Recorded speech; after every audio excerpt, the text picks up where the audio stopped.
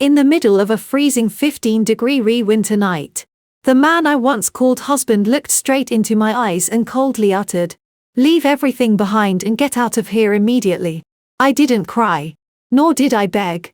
Silently, I donned my late father's worn-out coat, clutched the 7-month-old fetus in my womb, and walked straight out into the swirling snowstorm. They thought they had taken everything and driven my child and me to the brink of ruin. But they didn't know that this old coat held a terrifying secret capable of overthrowing an entire family empire. The moment I returned, "I'm so grateful you chose to spend your time here. Now tell me in the comments, where in the world are you watching from? Your city? Your country? Let's see how far this reaches." Also, please note this story includes fictional elements added for entertainment and thoughtful purposes. Any resemblance to actual names or locations is purely coincidental, but the truth inside it is worth your attention. The files were in a folder labeled Q for Reconciliation, which was the kind of name designed to be ignored. I found them on a Tuesday evening in February, 3 days before Valentine's Day, while Julian was at what he called a dinner meeting. I was not looking for anything. I had forgotten the Wi-Fi password and needed his laptop. What I found instead was a folder inside a folder inside a folder. The kind of nested structure that is either very organized or very hidden. When you are a trained accountant who spent 6 years auditing mid-size corporations, you know immediately which one it is. I opened the first file, then the second. Then I stopped and sat very still for a long time. $31 million. 6 years. For shell companies registered in Delaware, Nevada, and the Cayman Islands.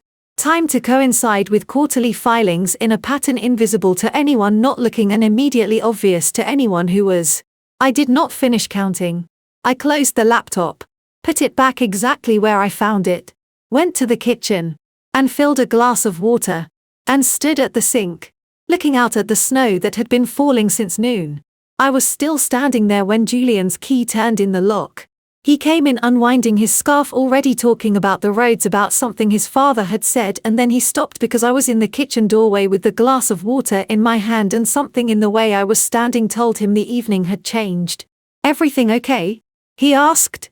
The way you ask when you already know the answer is no. I told him I had used his laptop to find the Wi-Fi password. The change in his face was very small. A tightening around the eyes. Something more calculated than guilt. He said he needed to make a call. Walked into the study and closed the door. I stood in the kitchen, listening to the low murmur of his voice through the wall. Not frightened. Making arrangements. Charles and Victoria Sterling arrived 23 minutes later. Victoria walked in and looked at me the way a person looks at a problem they are about to solve. Charles nodded at Julian. Not words. Just acknowledgement between men who have already spoken and know what comes next. Victoria told me what I had found was none of my concern.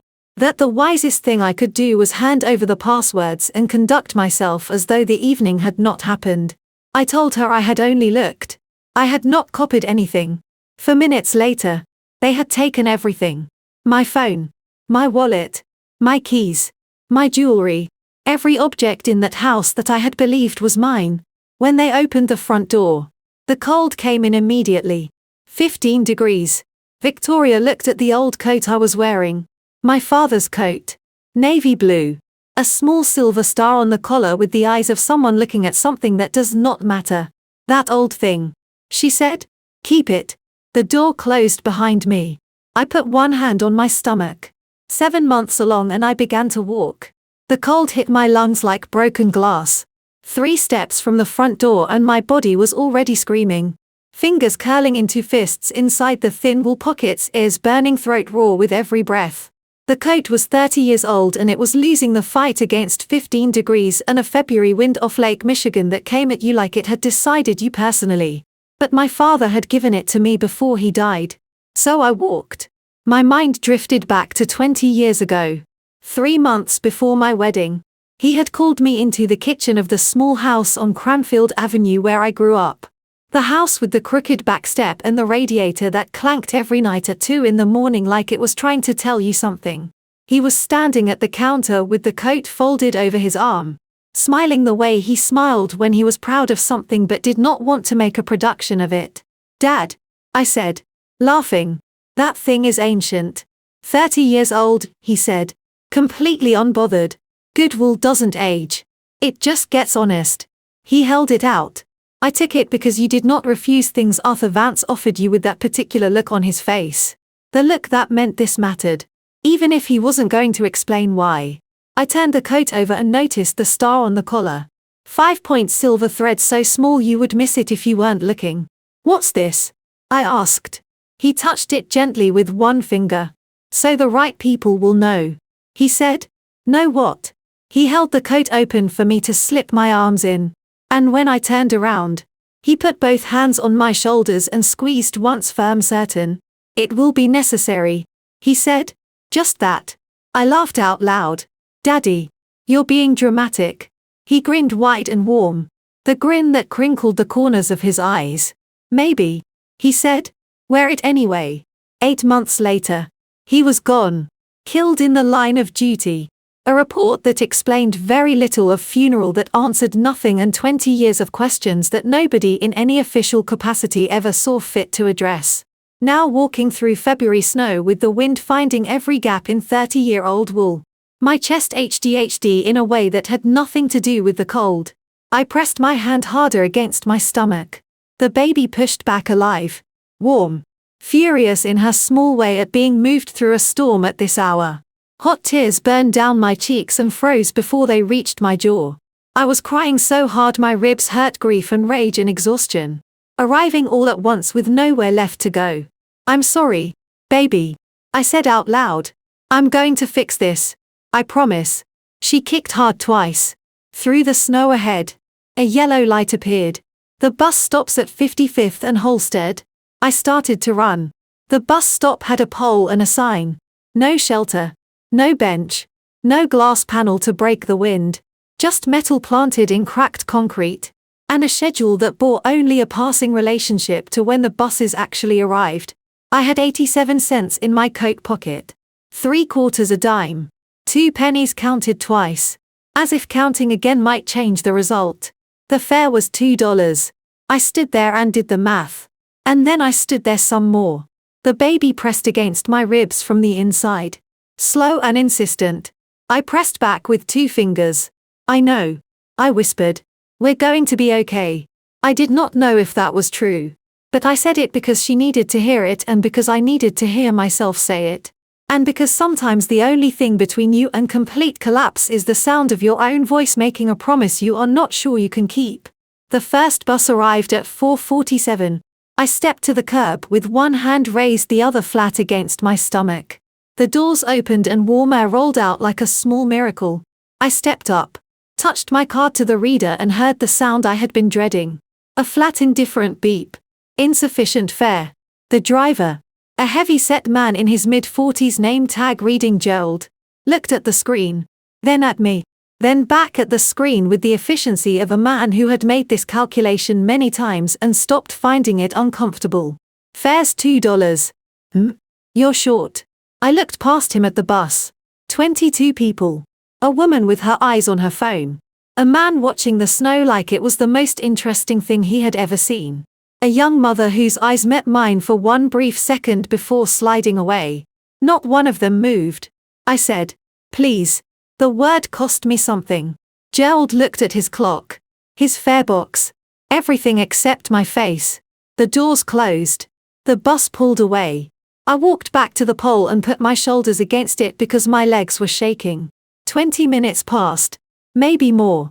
Time does strange things when you are cold enough. I could feel my body making the decisions bodies make when something matters more than comfort. My knees buckled once. I caught the pole with both hands and hung there, head down, breath coming in short white clouds. Then at the far end of the block, headlights appeared through the snow. I let go of the pole. I straightened up with everything I had left. I raised one hand. I was still standing. Marcus Bear Higgins told me later that he almost missed the stop entirely. The snow had been coming down since 4 in the afternoon. Not the soft decorative kind that makes Chicago look like a postcard. But the mean horizontal kind that comes off Lake Michigan with a personal grievance and reduces visibility to whatever is directly in front of your headlights. He was running 11 minutes behind, nursing the bus through intersections that had gone glassy with ice, watching the road, the way a man watches something he does not entirely trust. Then his headlights swept the corner of 55th in H. Halstead. He told me it was not me he noticed first.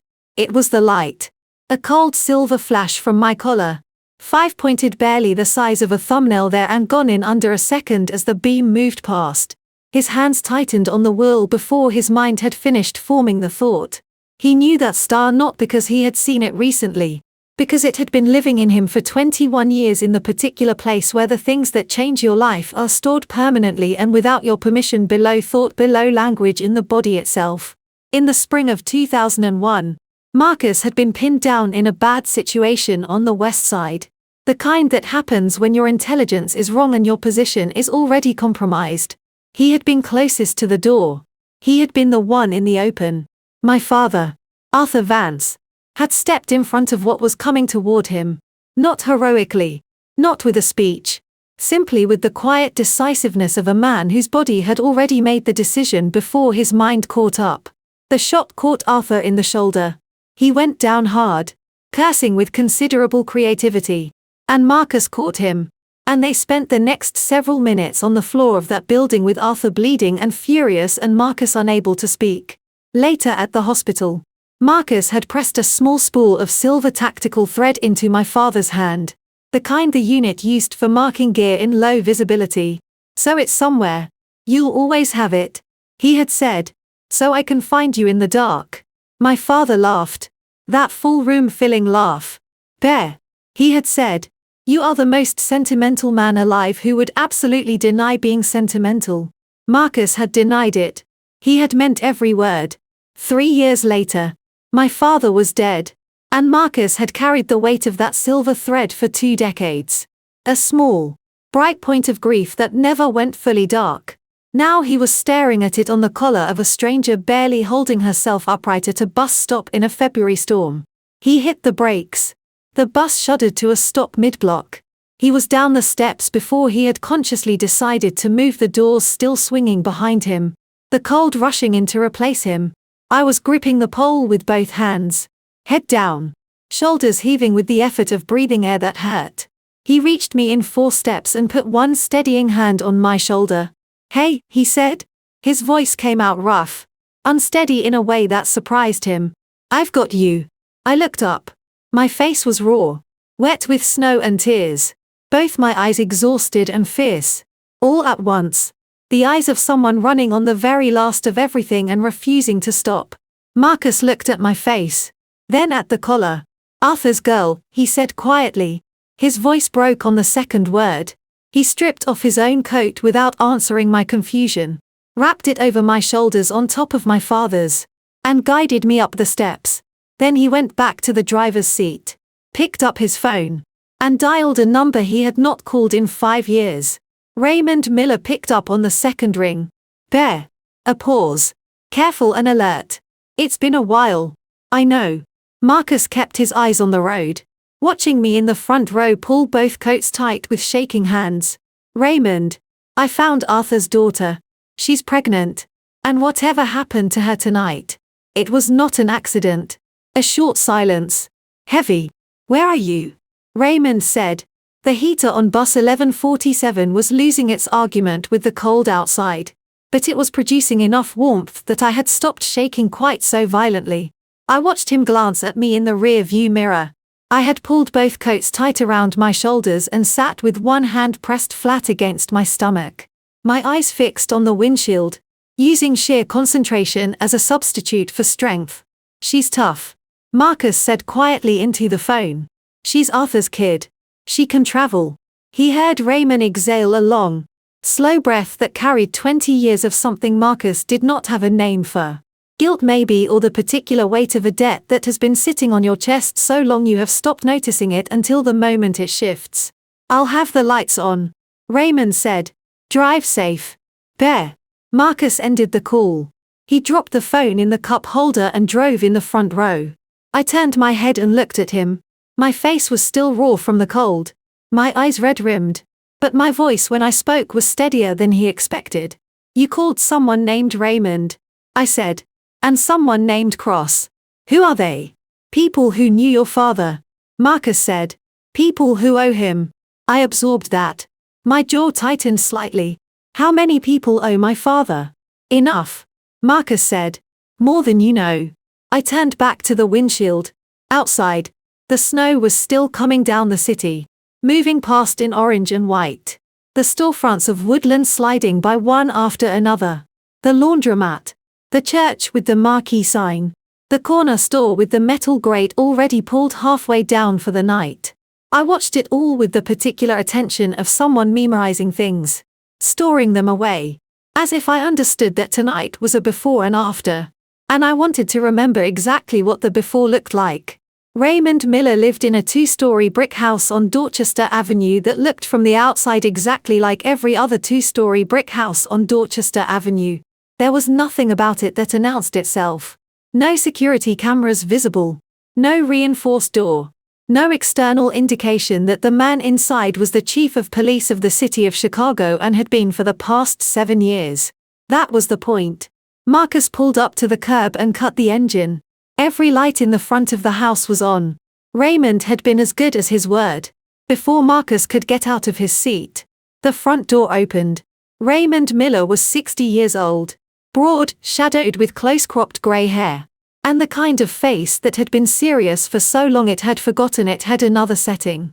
He was wearing a sweater and slacks, which meant Marcus had caught him at home for the first time in possibly years. And he was already moving down the front steps, before the bus doors opened, his breath making clouds in the cold air, his eyes going immediately to me in the front row. Marcus helped me down the steps. I moved carefully. One hand on the railing, the other on my stomach.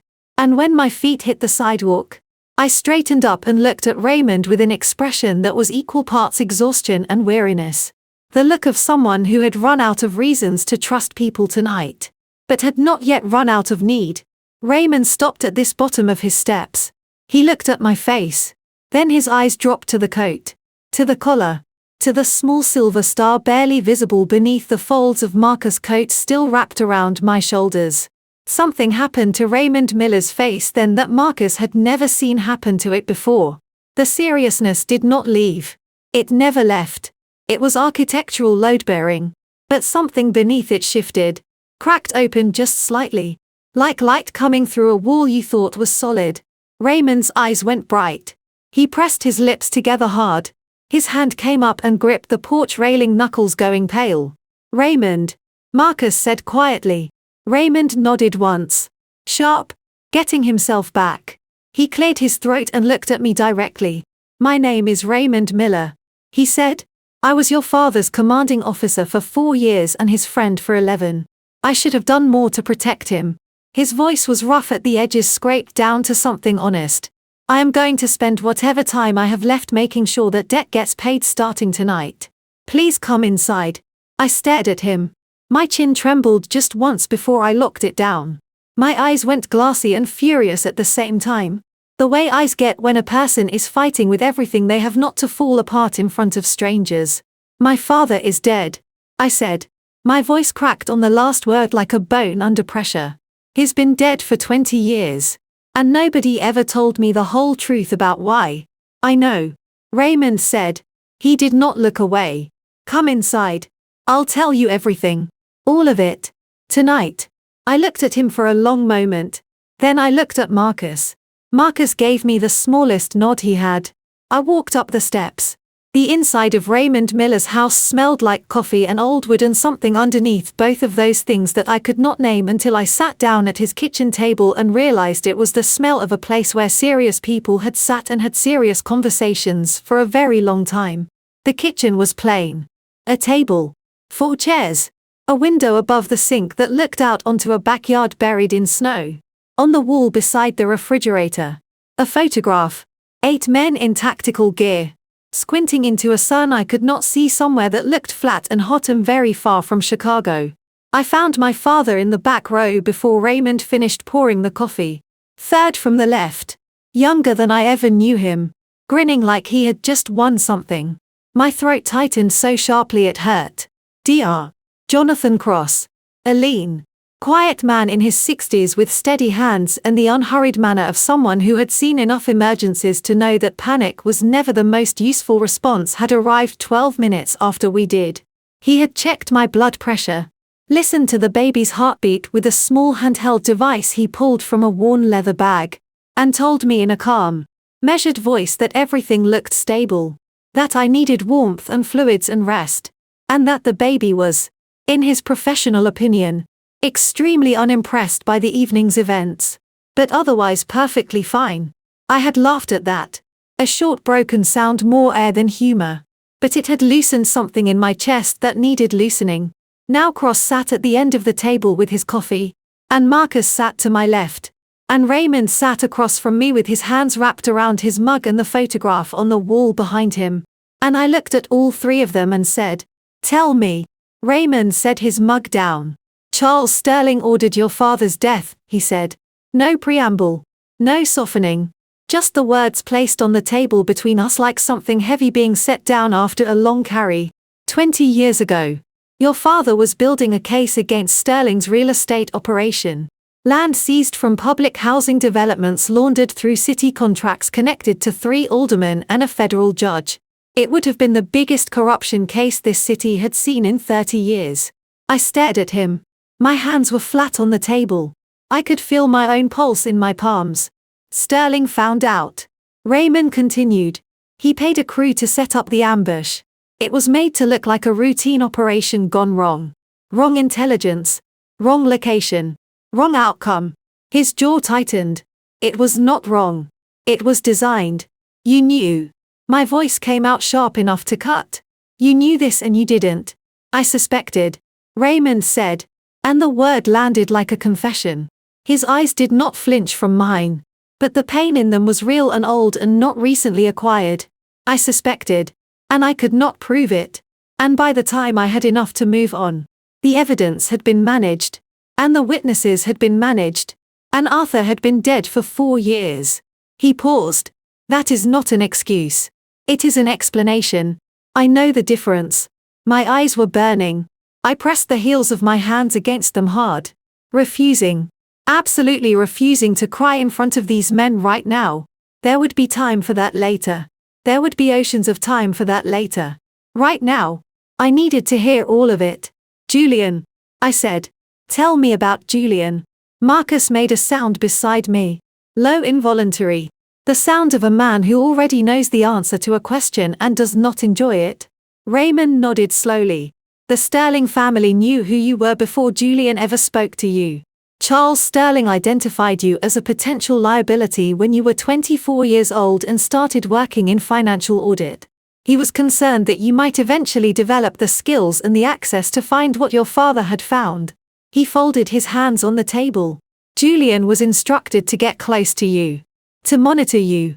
To ensure that if you ever came close to anything dangerous, it could be contained.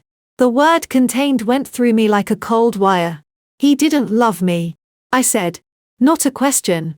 Not really. More like saying something out loud that I had known in my body for longer than I had known it in my mind. I don't know what Julian feels.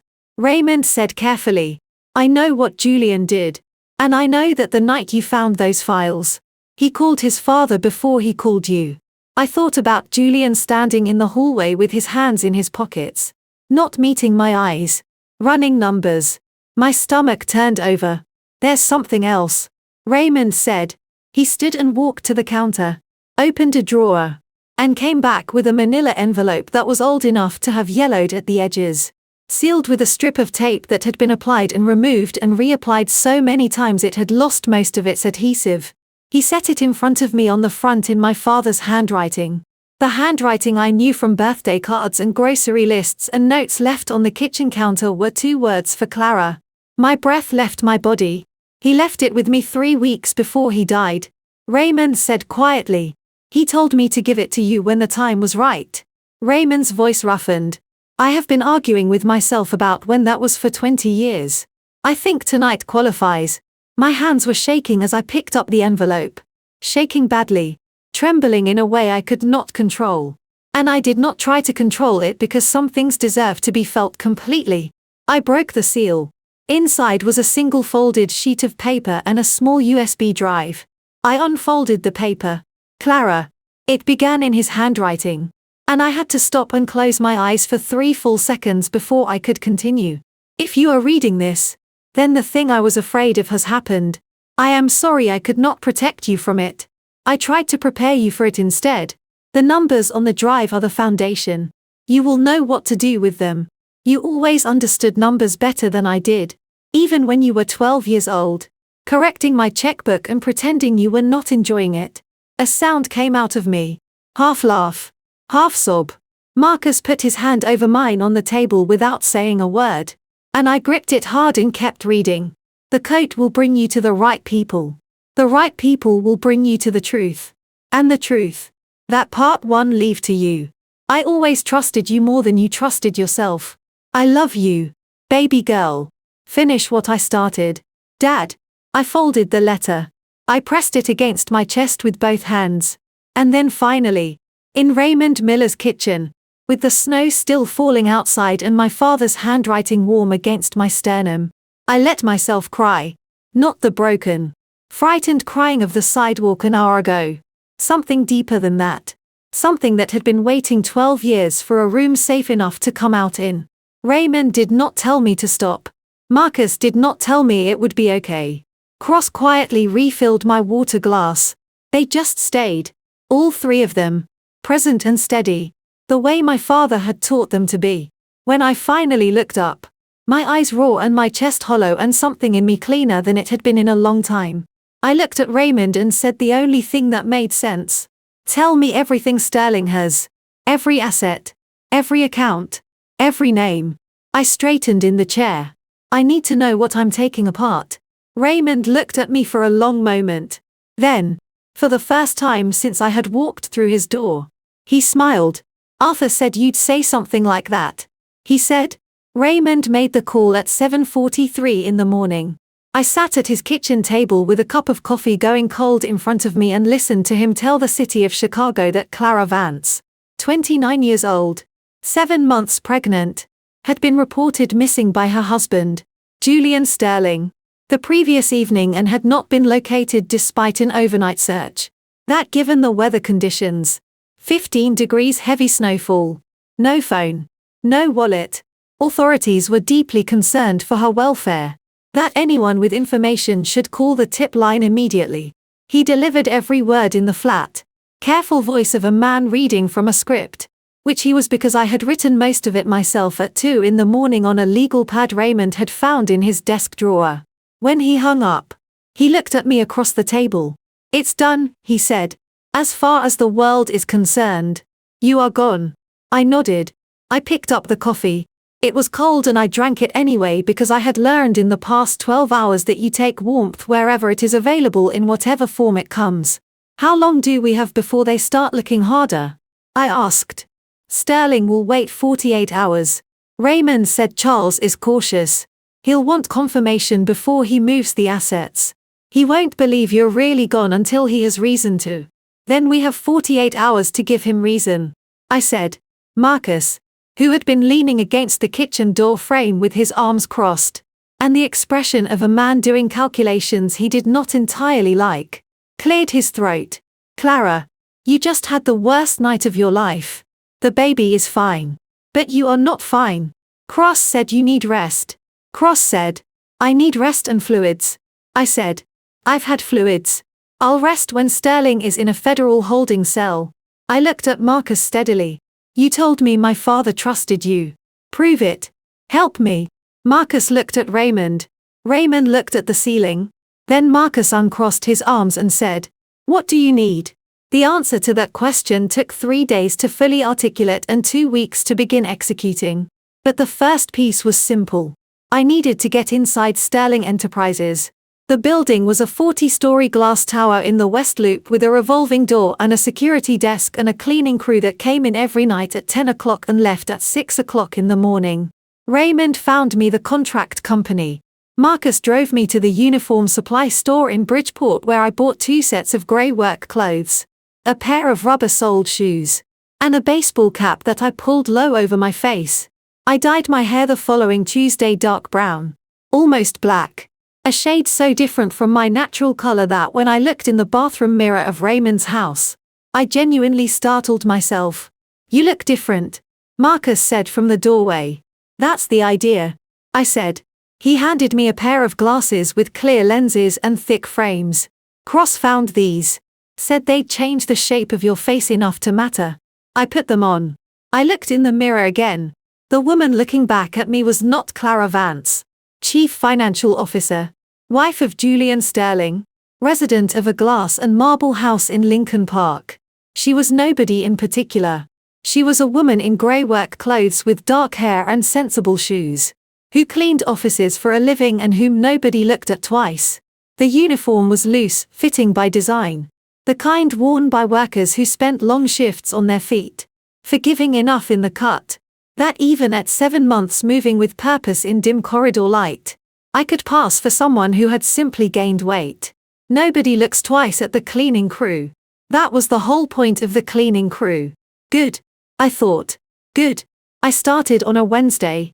The first night I did nothing except learn the layout of the building, which corridors connected to which, where the cameras were positioned, which floors the security guard skipped on his rounds because they were always empty after midnight.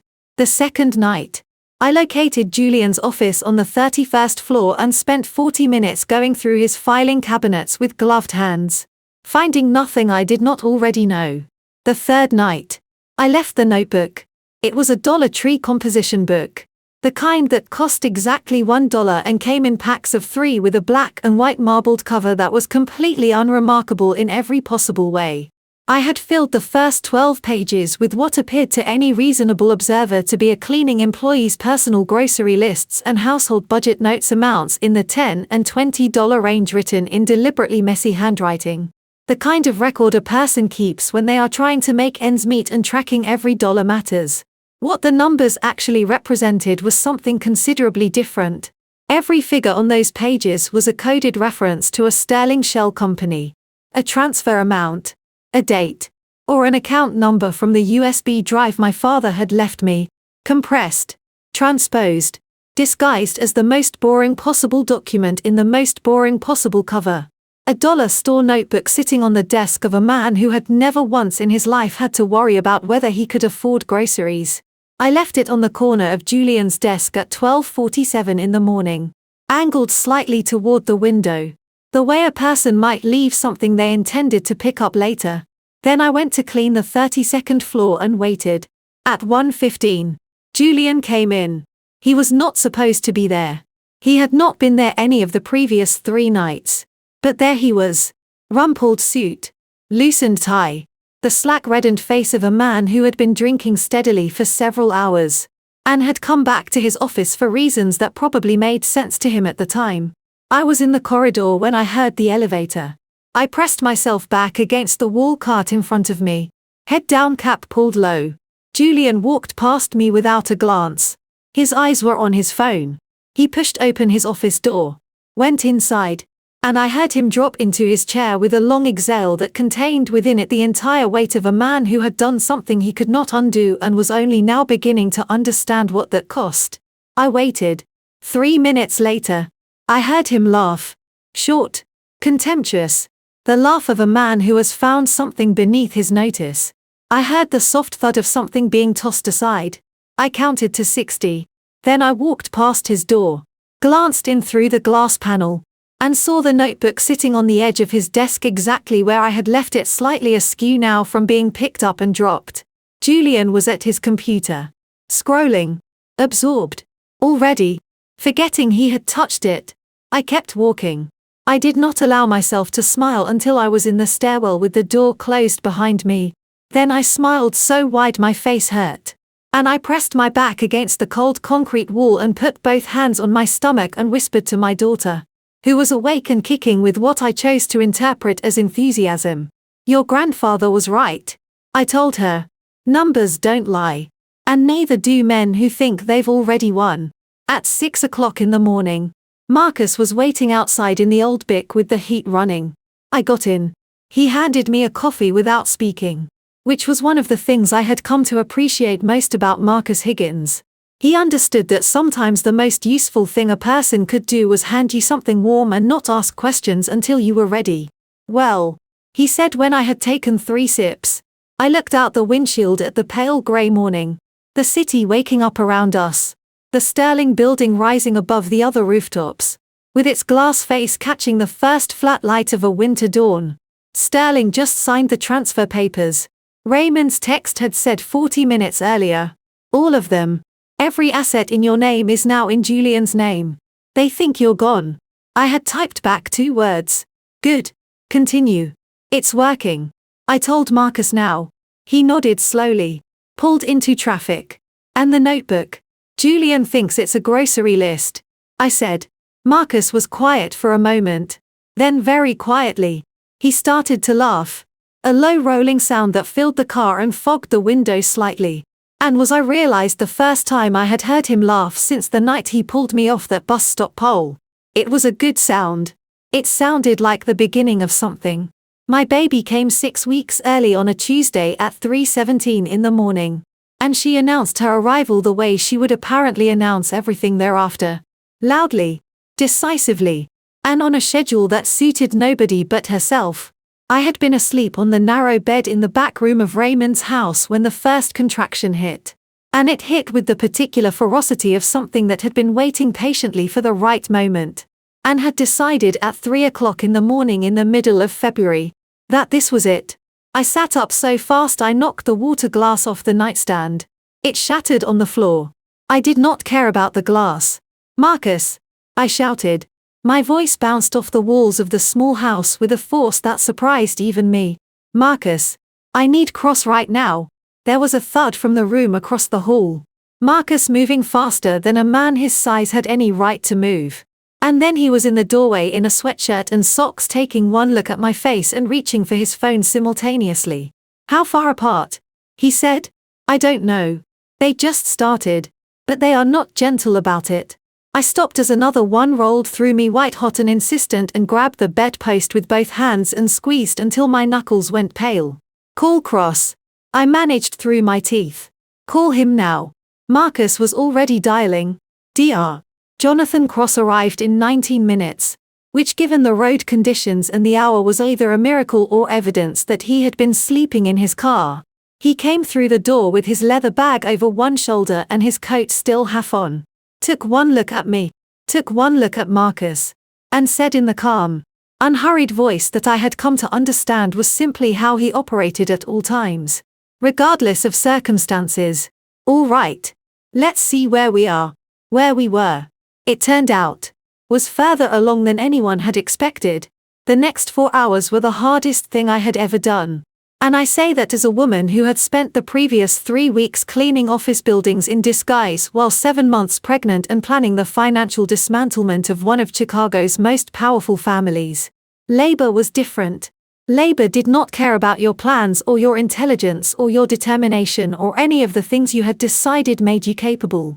Labor simply required you to be present in your body in a way that left no room for anything else. And my body, which had been through considerable violence in the past several weeks, was not in a cooperative mood. I cried. I swore. I said things to Marcus that I later apologized for. And he later claimed not to remember, which was generous of him and almost certainly untrue. I called out for my mother, who had died when I was 9, and for my father, who had died when I was 16. And in the particular delirium of the final hour, I was not entirely certain they were not in the room. Cross delivered her at 7:41 in the morning. She was small. 6 pounds 2 ounces, which Cross said was excellent for 6 weeks early. And she had a full head of dark hair and her grandfather's nose. And the loudest cry I had ever heard from something that size. And when Cross placed her on my chest, I stopped breathing for a full 3 seconds. Hello, I whispered. My voice had nothing left in it. It came out scraped and raw and completely inadequate for the occasion. Hello.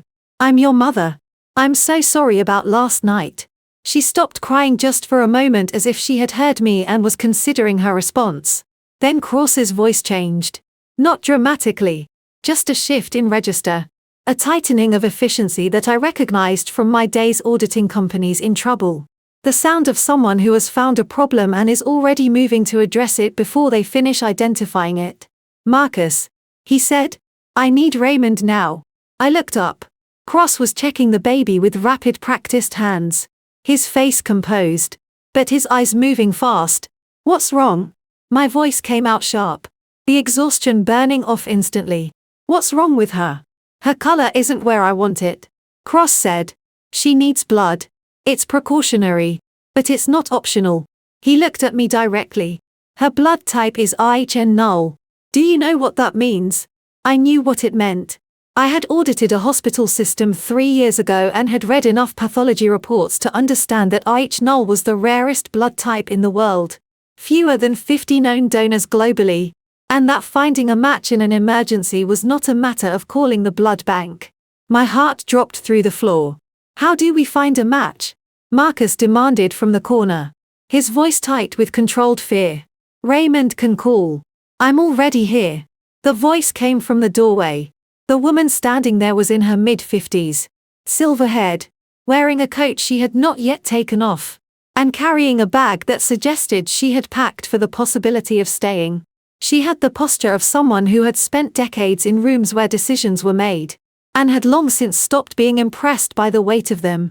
Her eyes went to the baby first, then to me, then to the coat folded on the chair beside the bed, to the collar, to the star. And something in her face went very still, in the way that faces go still when they encounter something they have been expecting for a long time. "My name is Evelyn Stone," she said already, removing her coat and rolling up her sleeve. "I am a federal judge. I have run null blood, and Arthur Vance stood in front of a bullet for me in 1998. She looked at Cross. "Tell me what you need." Cross stared at her for exactly 1 second. Then he moved. 20 minutes later, Evelyn was sitting in the chair beside my bed with a bandage on the inside of her elbow, watching Cross monitor the baby with the focused, proprietary attention of someone who had just made a personal investment in the outcome. The baby's color was improving. Her cry when it came was strong and indignant and absolutely magnificent. I looked at Evelyn. "You came because of my father." "I came because Raymond called me," she said. "But yes, because of your father." She folded her hands in her lap. "He was the first person in 20 years of courtrooms and cases who I genuinely believed was trying to do the right thing with no calculation behind it. When he died, she stopped, pressed her lips together, started again. I have been waiting for a way to be useful ever since." I looked down at my daughter, at her dark hair, her closed eyes, her small fists curled against her cheeks like she was ready to fight something even in sleep. "Zora," I said quietly, the name I had chosen months ago alone without telling anyone, because it meant life and because it belonged to a woman who had spent her life telling the truth when the world preferred comfortable lies. "Her name is Zora." Evelyn looked at her. A slow smile crossed her face. The kind that comes from somewhere deep and does not need an audience. "Your grandfather never got to meet you," I whispered to my daughter, my voice dropping to something only she could hear. "But he made sure you would be safe. He made sure all of this would be here when you needed it." My chest HDHD with a fullness that had no clean name. Now I have to make sure the people who took him from us can never do this to anyone else. Zora opened her eyes. Dark, unfocused, ancient-looking.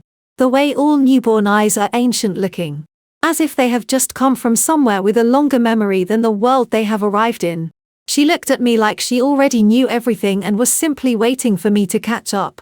"Before I go any further, drop a 9 in the comments so I know you're still here with me, because what Clara is about to do next, nobody saw it coming.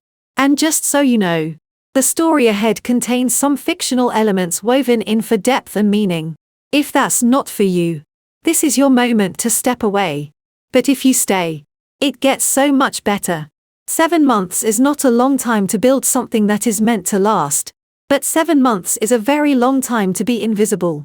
An invisibility I had learned was its own kind of power. The world thought I was dead. Julian had moved into a penthouse on Michigan Avenue with Chloe Bennett.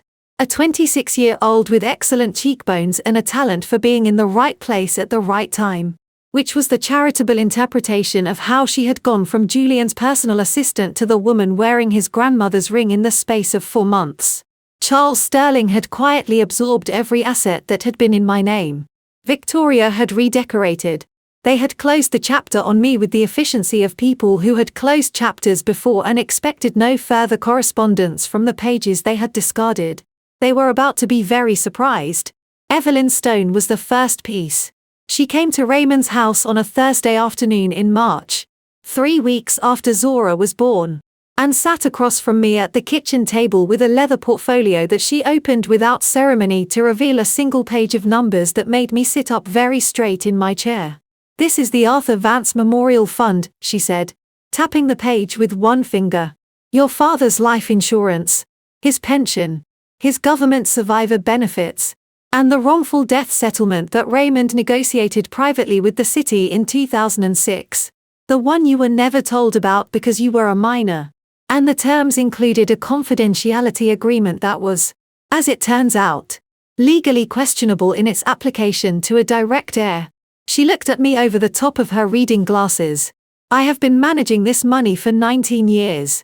Investing it conservatively, reinvesting the returns, keeping it clean and legal and completely documented."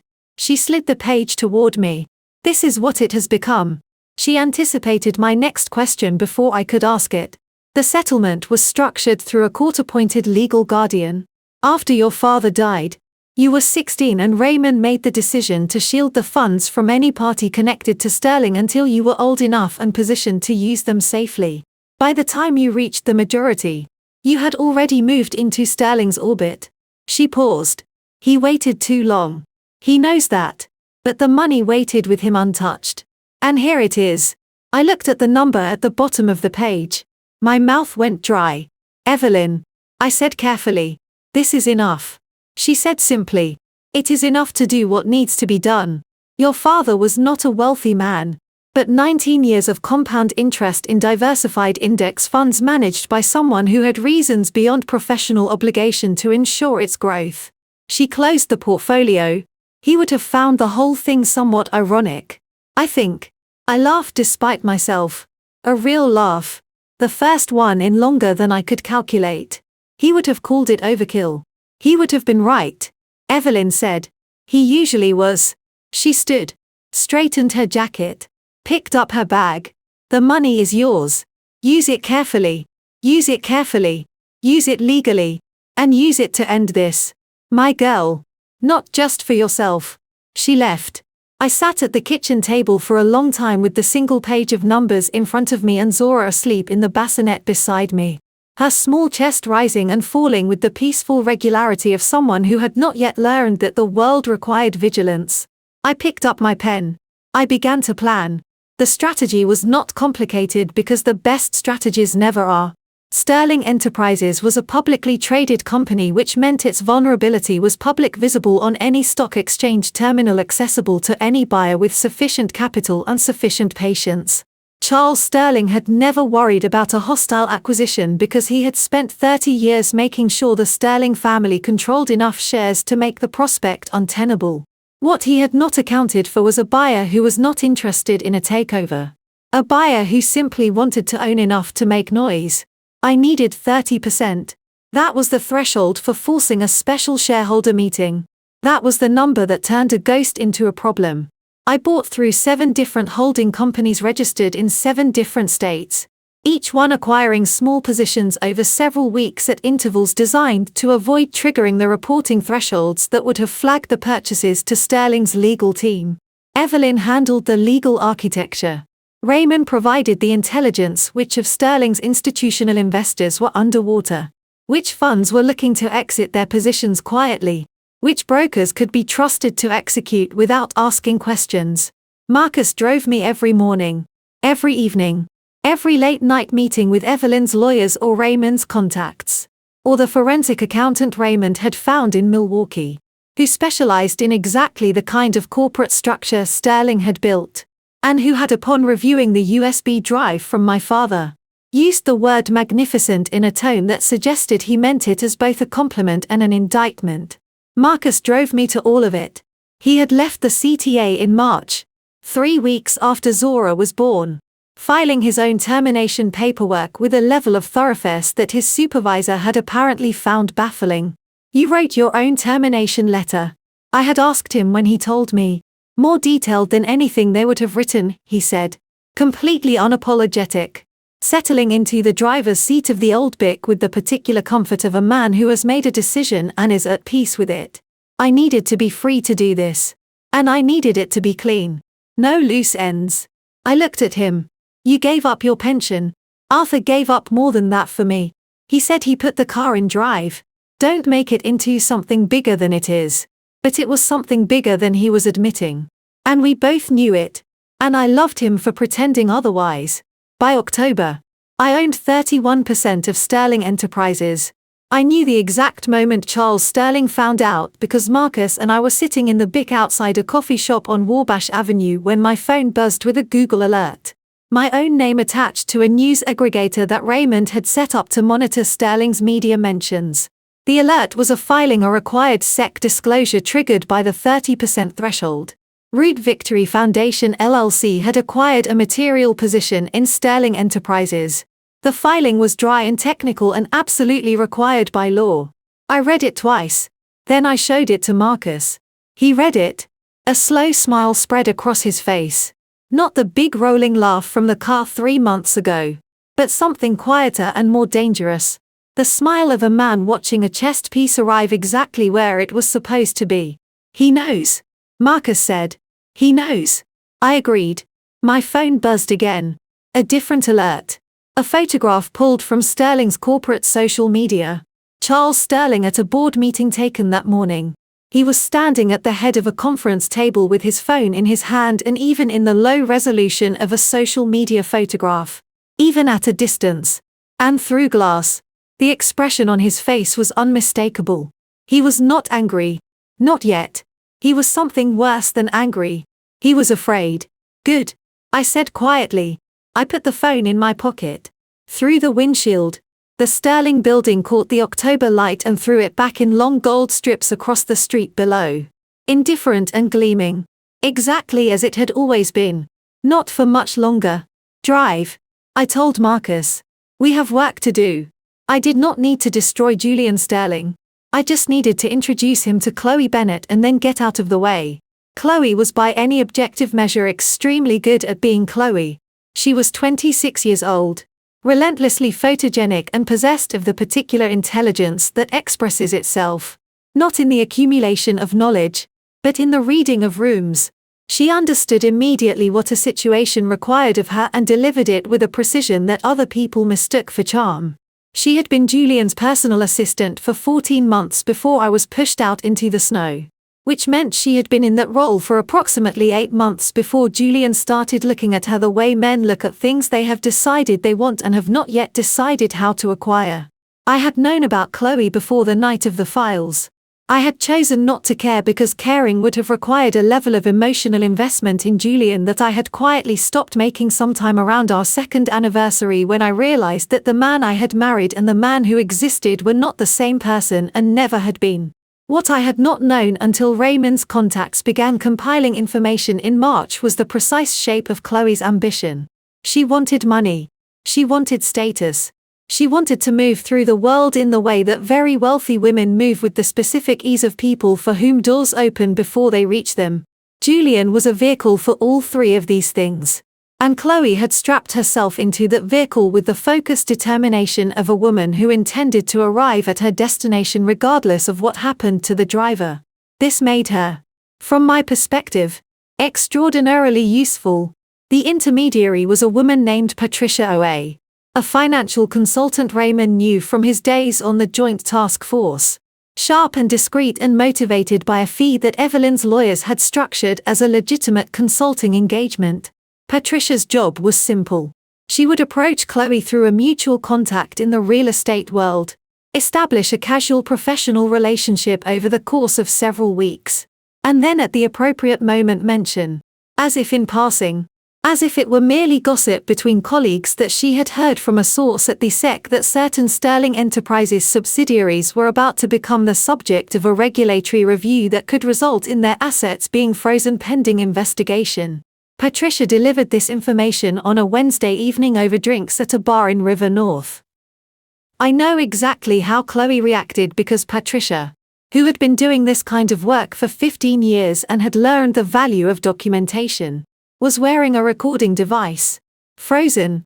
Chloe's voice on the recording was sharp, immediate, all the practiced warmth stripped away in an instant. Which subsidiaries? The ones in the Nevada and Delaware registrations. From what I understand. Patricia said, her voice carefully casual. I could be wrong. I probably shouldn't even be saying this. No.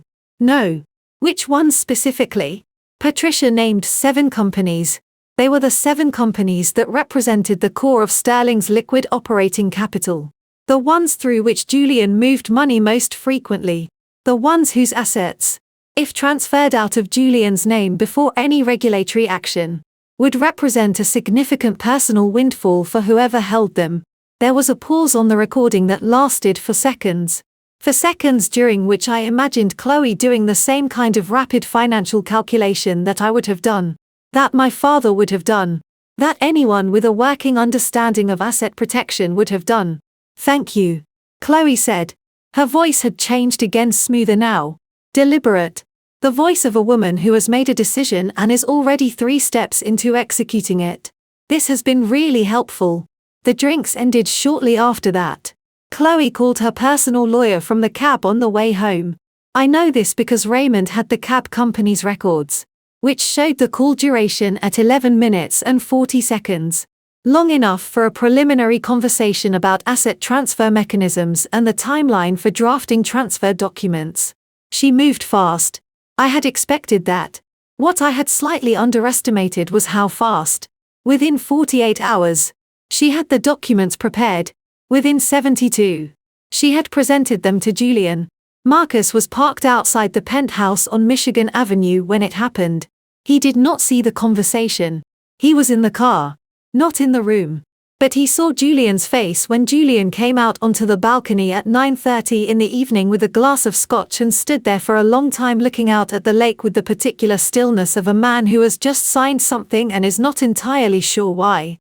She told him the transfer was protective. Raymond told me afterward, relaying what his source inside the Sterling legal office had reported, that she was looking out for both of them, that it was temporary, just until things stabilized. Raymond paused. Julian believed her. Of course. He did? I said. Julian believes the story that requires the least self-examination. 3 days later, Charles Sterling's financial team ran their quarterly review and discovered that 7 of the company's most critical operating subsidiaries had been transferred out of Julian's name and into Chloe Bennett's personal holding company. Charles Sterling called Julian at 11:47 in the morning. Marcus told me about this call because he happened to be outside the building when Julian came out 30 minutes afterward, and the state of Julian's face told its own story. He was pale. Not the ordinary pale of a man who has received bad news, but the specific bloodless pale of a man whose body has redirected its resources away from his face because it has determined that other systems currently require them more urgently. His hands were shaking. He walked to the corner and stood there for a moment with his hands pressed flat against the side of the building as if he needed it to hold him up. Then he got in a cab. The cab went to Chloe's apartment building on Dearborn Street. I know what happened next because the building security footage, which was later subpoenaed by Agent Walsh's team as part of the federal financial fraud investigation, showed Julian arriving at Chloe's door at 12:22 in the afternoon. He knocked. She opened it. He pushed past her into the apartment. The door closed. What came through it muffled but audible to the neighbor in the adjacent unit, who later mentioned it to the building's front desk staff in passing, was the sound of Julian Sterling losing the carefully maintained composure that had served him his entire adult life all at once in an apartment that belonged to a woman who had just legally acquired 7 of his family's most valuable companies, and who was at the precise moment of his arrival on the phone with her own lawyer, discussing the timeline for her upcoming prenuptial agreement with Julian, which she had decided needed to be considerably more detailed than previously planned.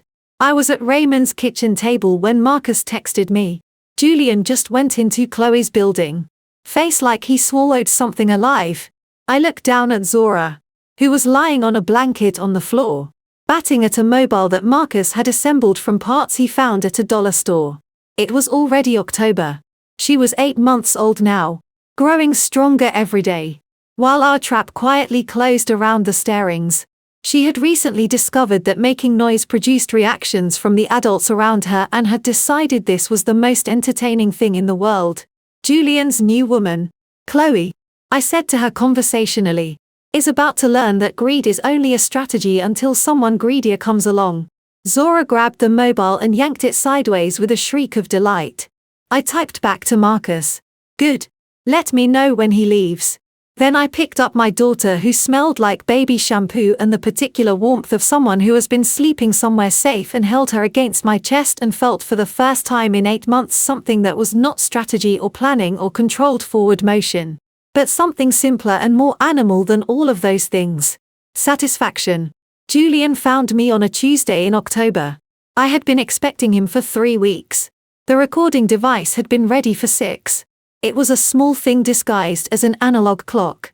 The kind with a white face and black numbers that you can buy at any pharmacy for $12. The kind so ordinary that it becomes invisible the moment it is placed on a surface because the eye slides past ordinary things in search of something worth noticing. Raymond had sourced it. Cross had tested it.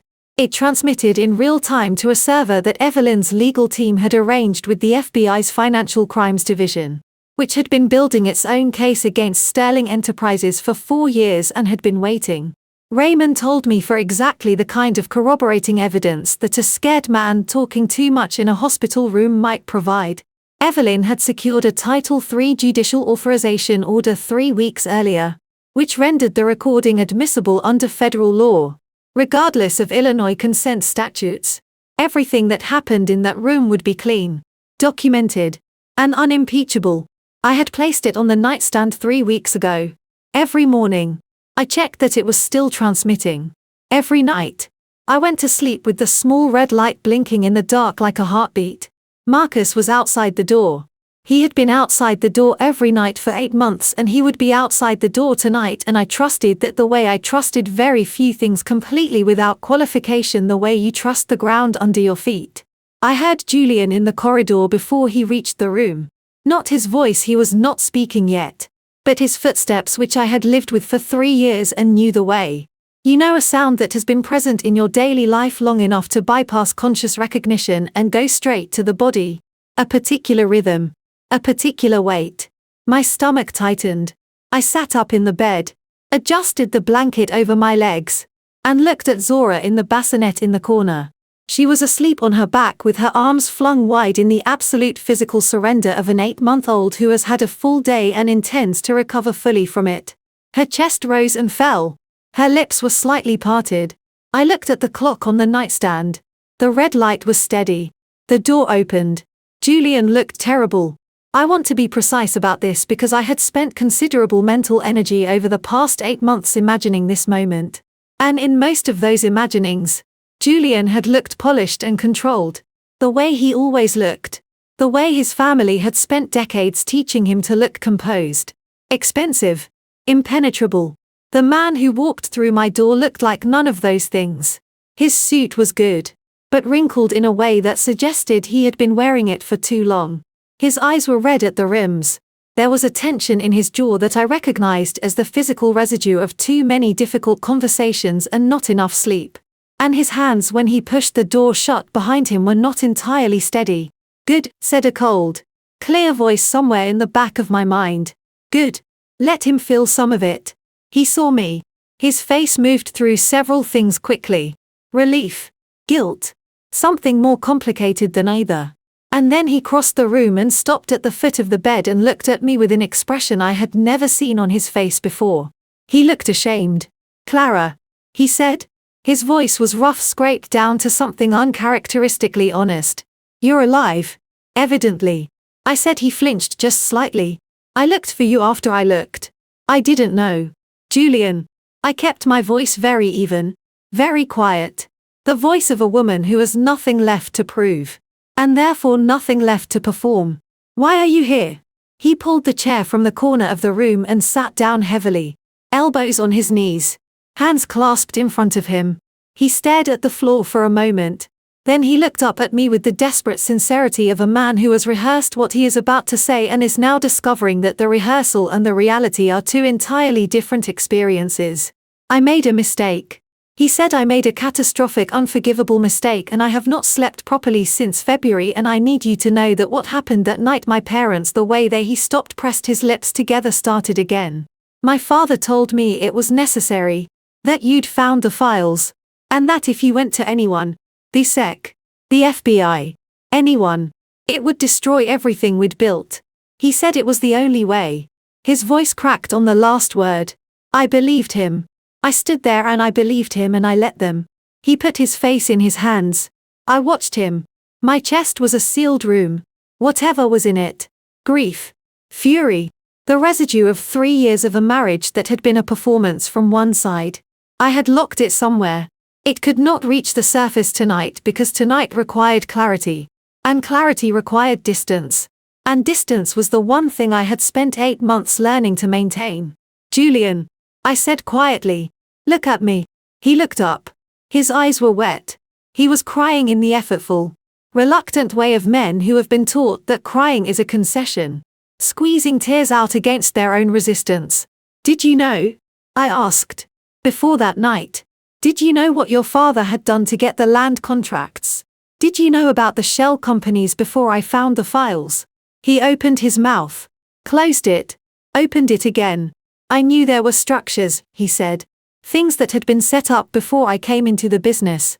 My father said they were standard practice that everyone in the industry operated the same way that it was.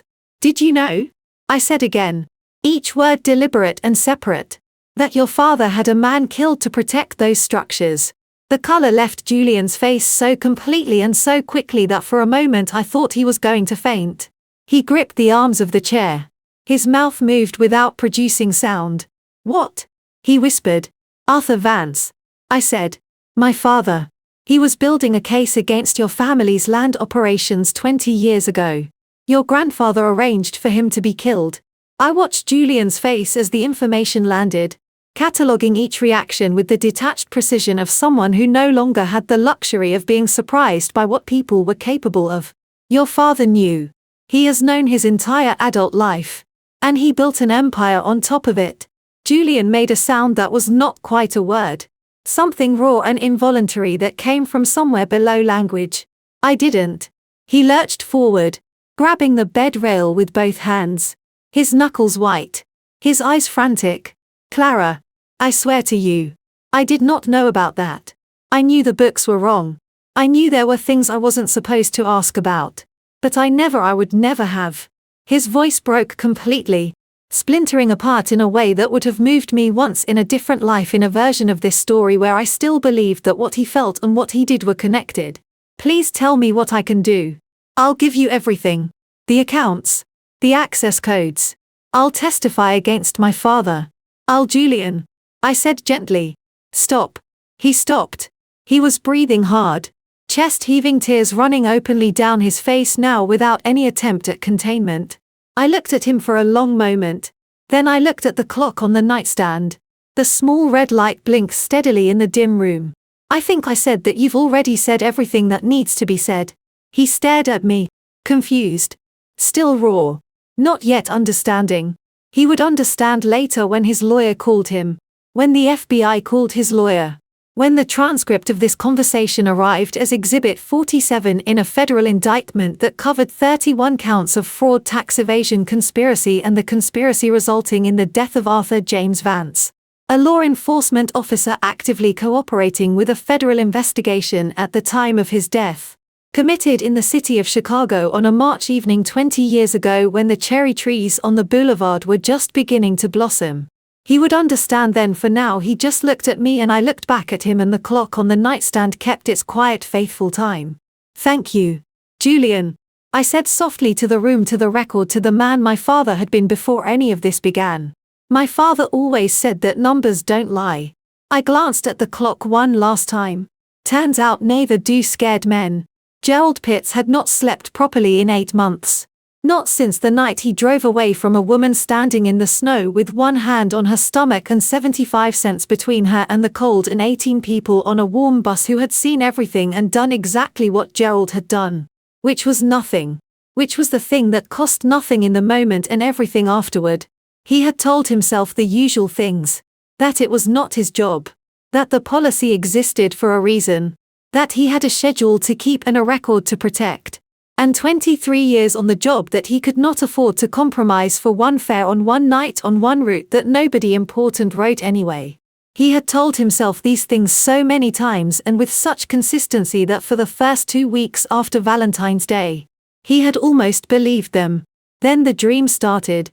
Not nightmares exactly. Just a door. A bus door closing. And on the other side of it a face, young. Exhausted. One hand raised. Not in anger. But in something worse than anger. Something quieter and more permanent. A woman who had looked at 18 people and understood in the specific way that people understand things that go very deep that not one of them was going to help her. Gerald woke from this dream at 2 in the morning on a Wednesday in March and lay in the dark of his apartment on the northwest side and stared at the ceiling and understood with a clarity that 8 months of self-justification had not been able to produce that he was not a bad man who had done a bad thing. He was an ordinary man who had made a calculation and chosen the wrong side of it. The distinction he was discovering did not make sleeping any easier. Special Agent Dana Walsh of the FBI's Financial Crimes Division came to his door on a Thursday afternoon in November. She was 40-some, compact with the unhurried manner of someone who had learned that urgency when performed produces worse results than patience. She showed him her badge. She asked if she could come in. She accepted the offer of coffee and sat at his kitchen table with a notepad and a voice recorder and the particular quality of attention that makes a person feel, for better or worse, genuinely seen. "Mr. Pitts," she said, "I want to talk to you about a phone call you received on February 14th of this year." Gerald's stomach dropped 6 in. He had known this was coming. He had known it since the morning after Valentine's Day when he woke up and replayed the call in his head and understood that what he had taken for an anonymous tip about a difficult passenger was on reflection something considerably more organized than that. The voice on the phone had been mailed professional and had offered a specific amount. $3,000. Transferred to an account number that had been texted to him 30 seconds later. In exchange for ensuring that a woman matching a specific description did not board Route 63 that evening. That Gerald had told himself it was not a bribe. He had told himself the woman probably owed someone money. And the caller was a debt collector. He had told himself many things while he watched $3,000 appear in an account he had opened 6 years ago and never used and had almost forgotten he had. He had not touched the money. That at least was true. It had sat there for 8 months like something radioactive. And every time he thought about moving it, he found he could not bring himself to. As if not spending it was the last threat of a morality he was trying not to let go of entirely. "I received a call," Gerald said now to Agent Walsh at his kitchen table with his coffee going cold in front of him and his hands folded on the tabletop to keep them from moving.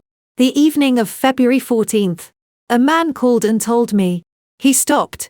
His jaw tightened. He made himself continue. "He told me to make sure a specific woman did not board my bus that evening. He described her. He transferred money to an account." Agent Walsh wrote something on her notepad. Her expression did not change. "Did you comply?" Gerald looked at his hands. "She tried to board," he said. "She was 75 cents short. I used the fare as the reason to deny boarding." He paused. "I knew she would have no way to dispute it. It was a legitimate rule. I used a legitimate rule to do something that was not legitimate." He heard himself say it and felt the specific irreversible relief of a true thing finally leaving the body that has been holding it. Agent Walsh pushed a photograph across the table. It was a still from a security camera high angle. Slightly grainy. The timestamp reading 9:47 p.m. On February 14th. It showed a marble foyer. A woman in an expensive coat. 2 security guards. And between them being steered toward a door. A younger woman in a plain coat with her arms wrapped around herself and one hand pressed flat against her stomach. Gerald looked at the photograph for a long time. He had not known that night that the woman at his fare box was the same woman in this photograph. He had not known she had been pushed out of her own home by her husband's family into 15 degrees weather with no phone, no money, and 7 months of pregnancy. He had not known any of that. But he had known she was cold. He had known she was pregnant. He had known she was scared. And he had closed the door anyway. Mr. Pitts, Agent Walsh said quietly, "This is bigger than a bus fare." Gerald pushed the photograph back across the table. His eyes were burning in a way that had nothing to do with the overhead light. His throat felt like something was caught in it that he could not swallow past. "I know," he said. His voice came out rough and too small for the room. "I've known since February." He reached across the table and picked up Walsh's pen without asking. "Tell me where to sign." Walsh shook his hand at the door. She said he had done the right thing. He did not feel that he had done the right thing. He felt that he had done the necessary thing, which was different, and that the gap between those two descriptions was a measurement of the 8 months he had waited to do it.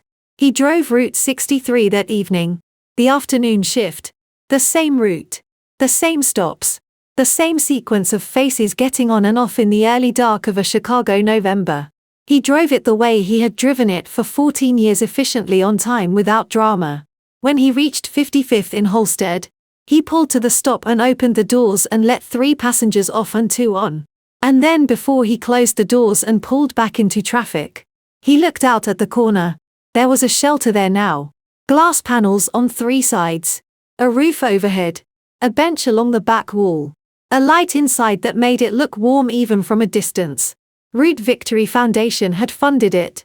He had read about that in the community paper, along with the story of how it had come to exist. Though the story in the paper was considerably less detailed than the truth. Gerald looked at the shelter for a long moment. At the bench inside it, where a woman was sitting with 2 grocery bags and a tired face, waiting for the next bus in warmth and light instead of standing in whatever the sky was doing. He thought about the woman with 75 cents. He thought about the door he had closed.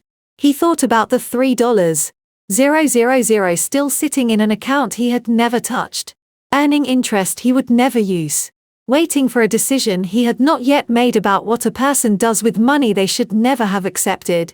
He pulled the lever. The doors closed. The bus moved forward. He did not look at the clock. The Sterling legal team arrived at my last known address at 9 in the morning with a search warrant. 12 associates. And the confident energy of people who expected to find something. They left at 11:45 with nothing because nothing was there. I know the precise timeline because Raymond had a contact at the building management company who texted him updates every 15 minutes, and Raymond forwarded each one to me, and I read them at the kitchen table in the house on Dorchester Avenue while Zora sat in her high chair eating mashed sweet potato with the focused intensity of someone engaged in serious professional work. 902 team arrived. 12 people plus 2 evidence technicians. 9:47. They've been through every room. Nothing. 10:15. Lead attorney made 3 phone calls. Looked unhappy during all 3. 11:44. They're leaving. One of them kicked a waste basket on the way out. I read the last message and set my phone face down on the table and allowed myself exactly 30 seconds of something that felt very much like joy before picking the phone back up and getting back to work. The evidence was not in the office. The evidence had not been in the office for 6 weeks. 6 weeks ago, Raymond had sourced 6 used medical transport vans, the kind operated by small private companies that contract with insurance providers, to take elderly patients to dialysis appointments and follow-up visits, the kind of vehicles so unremarkable in the urban landscape that the eye categorizes and dismisses it in under a second. Each van had been fitted with a compact server unit bolted beneath the rear passenger bench, concealed behind the standard medical equipment storage panels that came with the vehicles from the factory. Each server held 1 encrypted partition of the total evidence archive, the shell company documentation, the transfer records, the forensic accounting analysis, the USB drive data, the recorded conversations, all of it divided into 6 portions that were meaningless in isolation and complete only when assembled. The vans ran their regular routes. Dialysis patients were transported to their appointments and home again. The servers hummed along beneath the bench seats doing their quiet work, going nowhere that any search warrant could follow because search warrants require addresses and the vans did not have addresses. They had routes and the routes changed daily. Marcus had designed the system. He had spent 3 evenings at Raymond's kitchen table with a legal pad and a map of the city, working out the logistics, with the methodical patience of a man who had spent 30 years thinking about how to move things safely through difficult terrain. When he presented it to me, I had looked at the diagram for a long time. "Bear," I said. "This is genuinely brilliant," he shrugged.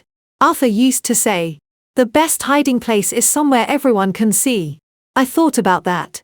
Then I thought about my father 20 years ago hiding his evidence in a manila envelope in a police evidence room where it sat untouched for 2 decades because nobody knew to look for it. Not hidden in a safe. Not encrypted on a server. Just present in plain sight in a place so obvious that it became invisible. "He was right," I said.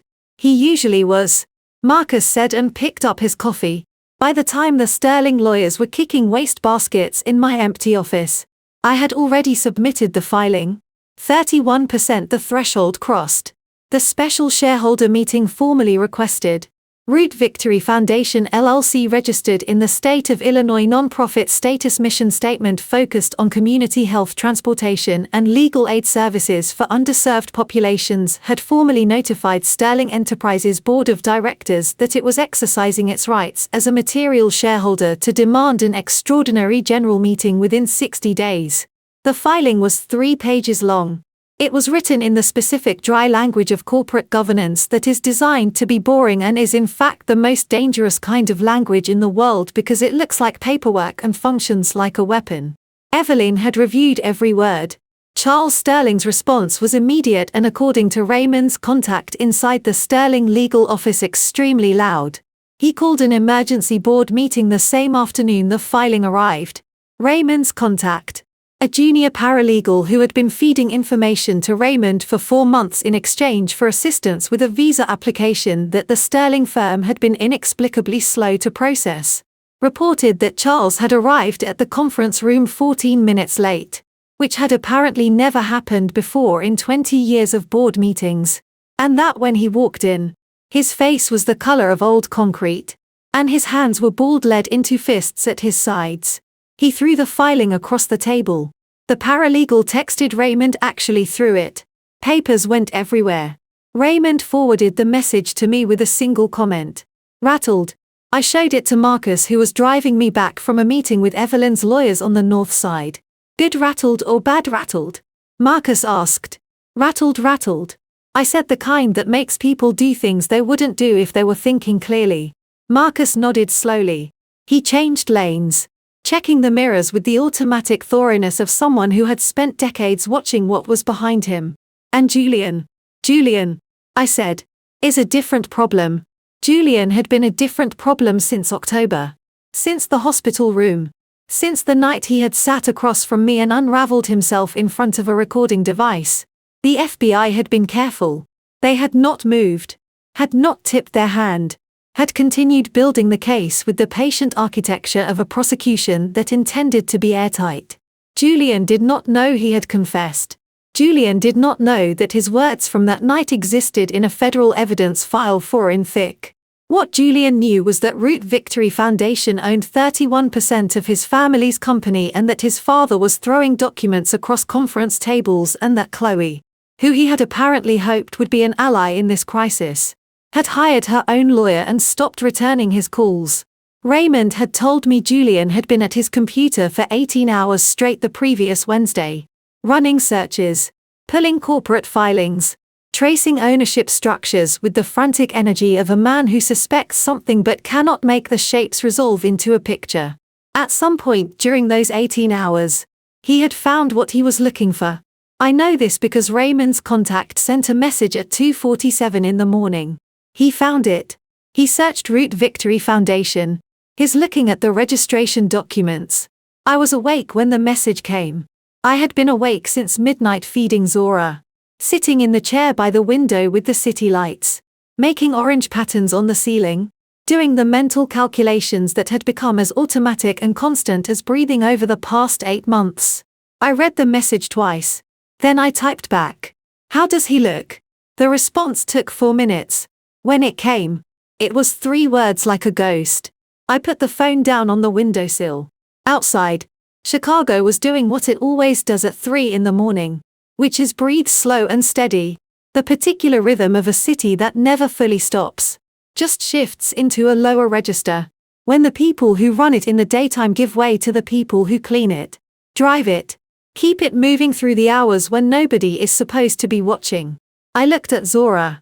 She had fallen back to sleep in my arms, warm and heavy, and completely unconcerned with the state of Sterling Enterprises' corporate governance. Julian had read my name 3 times. I knew he had read it 3 times because people always read something 3 times when they cannot believe what they are seeing when the name on the document is a name that should not be there. A name that belongs to someone the world has been told is gone. In the morning, he would tell his father. His father would tell the lawyers. The lawyers would file motions and issue statements and make calls to people in positions of authority who owed Charles Sterling favors. And the machine that had been running for 30 years would begin its last attempt to protect itself. But tonight at 3 o'clock in the morning, Julian Sterling was sitting alone at a computer, staring at my name. And I was sitting in a chair with my daughter, asleep in my arms, watching the city breathe. And I was not afraid of any of it. Not even a little. Raymond Miller had a saying he kept to himself for 19 years. Arthur never left a room without leaving something behind. I had heard that phrase exactly once the night Raymond slid the manila envelope across his kitchen table. I had not understood it then. I understood it now. Standing at the corner of 55th and Halsted at 11:42 at night. Zora strapped against my chest in a Navy carrier. The cold February air biting at my cheeks. The way it always did in this city when it wanted to remind you it was still in charge. Marcus stood 3 feet to my left, hands in the pockets of his heavy canvas jacket. Eyes scanning the street with the quiet discipline of a man who had spent 22 years learning how to watch without being watched. He had not said a word since we parked the BIC 2 blocks east. He did not need to. Raymond said, "The 3rd maintenance panel from the north end." I said, my voice low and even, "3rd one." Marcus confirmed. He did not move yet. He watched a city bus roll through the intersection, its headlights sweeping the sidewalk, and waited until the tail lights disappeared around the corner before he took a step toward the shelter wall. The bus stop at 55th in Halsted had been rebuilt 7 months earlier, funded in part by a Route Victory Foundation community infrastructure grant that Evelyn Stone had quietly approved through a city council subcommittee.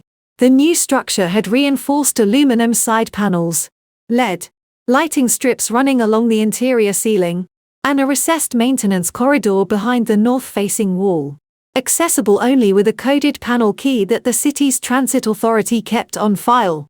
Raymond had a copy of that key. He had made it himself the week the shelter was installed because my father had told him in 2002 during a night shift outside a warehouse on Cottage Grove Avenue. "If something happens to me." Raymond looked under the station. "Not the one they build tomorrow. The one they'll build after." My father had known even then that something might happen to him. He had known the way men who work close to dangerous secrets always know. Not as a premonition, but as a calculation. He had done the math on Charles Sterling's patience years before Charles Sterling had done the math on him. Marcus slid the panel key into the recessed lock with the practiced ease of someone who had rehearsed this moment 11 times in an empty parking garage on the south side. The panel released with a soft hydraulic click. I stepped forward, one hand pressed flat against Zora's back, feeling the steady rhythm of my daughter's breathing against my palm. The space behind the panel was 18 in deep and roughly 4 feet wide. It smelled of concrete dust and cold metal. On the left side, wedged between 2 aluminum support beams with a strip of weatherproof adhesive tape, was a fireproof document box, gunmetal gray, approximately the size of a hardback novel. My father's initials, AV, were etched into the top right corner with something sharp, probably a pocket knife. I reached in and pulled it free. My hands did not shake. I had expected them to. I had prepared a small internal speech for the moment when emotion might override function. A trick Raymond had taught me during the months of planning. Name what you feel. then set it on the shelf. Then work. I felt grief. I named it. I set it on the shelf. I worked. Marcus resealed the panel and we were moving again within 90 seconds. Back at the Dorchester safe house. Evelyn Stone was already at the kitchen table with her reading glasses on and a pot of black coffee she had made 40 minutes earlier. Dr. Jonathan Cross sat across from her, reviewing a document on his tablet, his reading glasses pushed up into his salt and pepper hair. Raymond stood by the window the way he always did when he was anxious, arms folded, watching the street. I set the box on the table. No one reached for it. They waited for me. I entered the 4-digit code my father had written in the final line of his letter the year I was born in reverse, and the box released with a soft mechanical exhale. Inside was a single sealed envelope, a USB drive with a red stripe of electrical tape around it, a handwritten index card, and a photograph. The photograph showed 6 men in plain clothes standing outside a building I recognized immediately as the Sterling Capital Group headquarters on Michigan Avenue. The photo was dated October 17, 2001. Charles Sterling stood at the far left, one hand in his jacket pocket. My father stood at the far right, looking directly at the camera with an expression that was not a smile and not a frown, but something quieter and more resolved. The face of a man who had already decided. Between them stood 4 other men. I recognized 2 of them. A state senator who had retired in 2015. Citing health reasons, and a federal judge who had died in a car accident in 2009. I turned the photograph over. On the back in my father's handwriting were 9 words. They all signed it. The document is on the drive. Evelyn Stone took off her reading glasses and set them on the table. Her voice when she spoke was the quiet, measured voice of a woman who had spent 31 years in federal courtrooms and had learned that the weight of a moment was best honored with precision rather than volume. That drive, she said, if it contains what I think it contains, is a RICO predicate document. It establishes the enterprise, the pattern, and the participants. All 3 elements. Raymond turned from the window. How long to verify? 48 hours. Evelyn said. Maybe less. Marcus, who had not spoken since we left the bus stop, pulled out a chair and sat down. He looked at me across the table, and there was something in his expression that I had not seen before. Not pride exactly and not relief, but the particular quality of a debt that was very close to being paid. Your father, Marcus said carefully, spent 3 years building that box. He told me once that he was not trying to destroy anyone. He was trying to make sure that when the time came, the right person was holding the right evidence in the right room. He paused. I think he knew that person was going to be you. Zora stirred against my chest, made a small sound, and settled back into sleep. I looked at the photograph one more time at my father's face on the far right of the frame, at the expression that was not a smile and not a frown. I understood it now. It was patience. It was the face of a man who had already won. He had simply been waiting for the rest of the world to catch up. I slid the USB drive across the table to Evelyn Stone. 48 hours, I said. Then we scheduled the meeting. The invitation had been printed on cream-colored cardstock with gold-embossed lettering, the kind of stationery that announced its own importance. Before you had read a single word, Julian Alexander Sterling and Chloe Marie Bennett request the honor of your presence at their celebration of marriage. February 14th. The Fairmont, Chicago Millennium Park. Black tie. 7 o'clock in the evening. I had received my copy through an intermediary, a paralegal at Evelyn Stone's firm who had a contact inside the Fairmont's event coordination office. I had not been invited. That was precisely the point. I read the invitation once, set it flat on the kitchen table next to Zora's cereal bowl, and said nothing for 11 seconds. Then I picked up my coffee cup and finished what was left in it. You sure about tonight? Marcus asked from the doorway. He was already dressed dark charcoal suit. No tie. The kind of quiet elegance that announced nothing and communicated everything. I have been sure about tonight. I said since February 14th 2 years ago. The Fairmont's Grand Ballroom held 340 guests. I knew this because Raymond's contact inside the event team had provided a full seating chart, a vendor schedule, and the names of all 17 security personnel working the floor. I also knew that the hotel's audiovisual system had been contracted to a firm called Meridian Event Solutions, a company whose sole registered officer was Patricia Oa, the same intermediary who had delivered the SEC rumor to Chloe Bennett 4 months earlier. Patricia had spent 6 weeks preparing what she referred to in her precise and unhurried way as a standard corporate presentation package. It was in fact a 47-slide deck containing the complete Root Victory Foundation filing the SEC shareholder disclosure showing a 31% stake in Sterling Enterprises, a timeline of the 6 shell companies and $31 million in diverted funds. And on the final slide, a scanned copy of the photograph from my father's fireproof box, 9 signatures visible at the bottom of the document on the USB drive. Now verified and authenticated by Evelyn Stone's team. Within 39 hours, the deck was loaded onto the Fairmont's presentation system at 4:58 in the afternoon, embedded inside a folder labeled Sterling Family Tribute Video. Do not open before 8 p.m.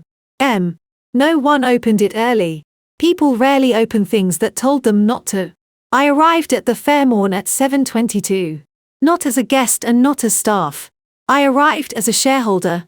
Evelyn Stone had filed the extraordinary general meeting request that morning, citing the Root Victory Foundation's 31% stake and invoking a provision in Sterling Enterprises' corporate charter that required any shareholder holding more than 25% to be formally notified of any transaction exceeding $50 million. The Sterling family's recent restructuring, triggered in part by Chloe Bennett's subsidiary transfer, had crossed that threshold by $11 million.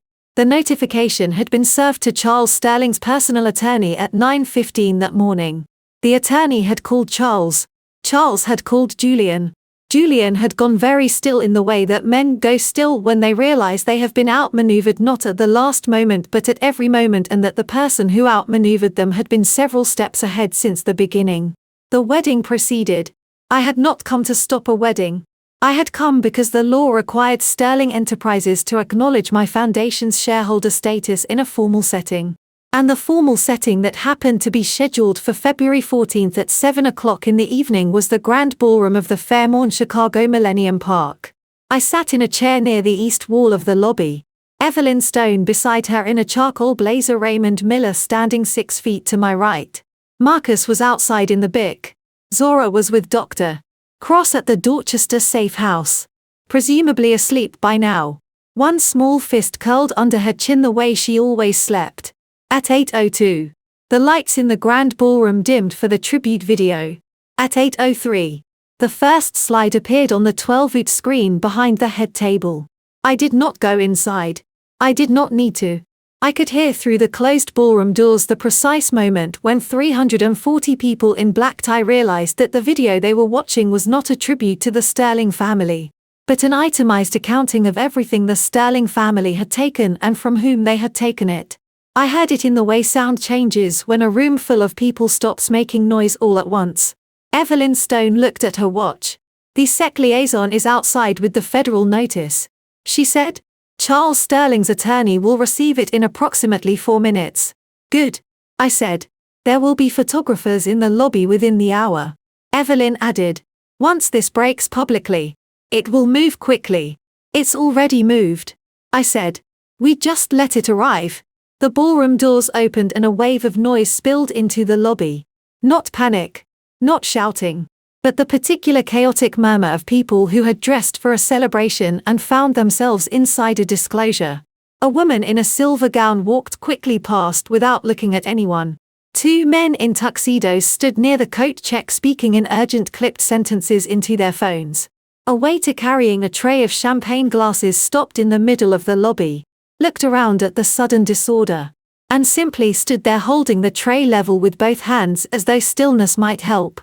Julian Sterling came through the ballroom doors at 811, bow tie loosened, face the color of old ash. He stopped when he saw me. I did not stand. I did not move toward him. I simply looked at him with the same calm level expression I had been practicing without knowing I was practicing it for the past 2 years. Clara, he said. His voice had the quality of something that had been rehearsed and then forgotten at the moment of delivery. Julian. I said. He looked at Evelyn Stone. He looked at Raymond Miller. He looked back at me and something shifted in his face. Not anger. Not calculation. But a species of recognition that arrived. As it always does. Too late to be useful. I didn't know. He said. About your father. I need you to know that. You knew enough. I said. The recording confirms what you knew and when you knew it. Your attorney has a copy. So does the FBI. Julian opened his mouth and closed it again. Behind him through the open ballroom doors. The final slide was still visible on the 12-inch screen. The photograph. 6 men outside Sterling Capital Group headquarters. October 17, 2001. My father on the far right, patient and already decided. I stood up. I smoothed the front of my jacket. I picked up my bag. Tell your father. I said quietly that the shareholder meeting is scheduled for March 3rd. Root Victory Foundation will have 3 agenda items. He should bring his attorneys. I walked toward the lobby exit. Raymond fell into step beside me. Evelyn Stone followed unhurried. The way people move when they have already won and see no reason to perform urgency. They do not feel. The cold outside hit my face the way February cold in Chicago always does. Immediate and specific. Like a correction. I breathed it in. It felt for the first time in 2 years entirely bearable. Marcus had the Bic running at the curb. He looked at me through the windshield as I came down the steps. And even from that distance, I could read his expression clearly. I got in. The door closed. Done? Marcus asked. Almost. I said. I looked straight ahead through the windshield at the empty February Street. Drive. I want to get back to Zora. Marcus pulled away from the curb without another word. Behind them, the Fairmont Chicago Millennium Park blazed with light.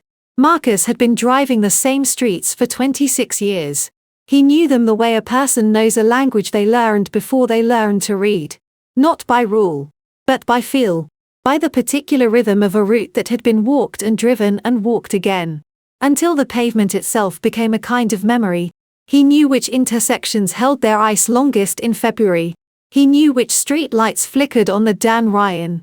And which ones had been dark so long the city had stopped pretending to fix them.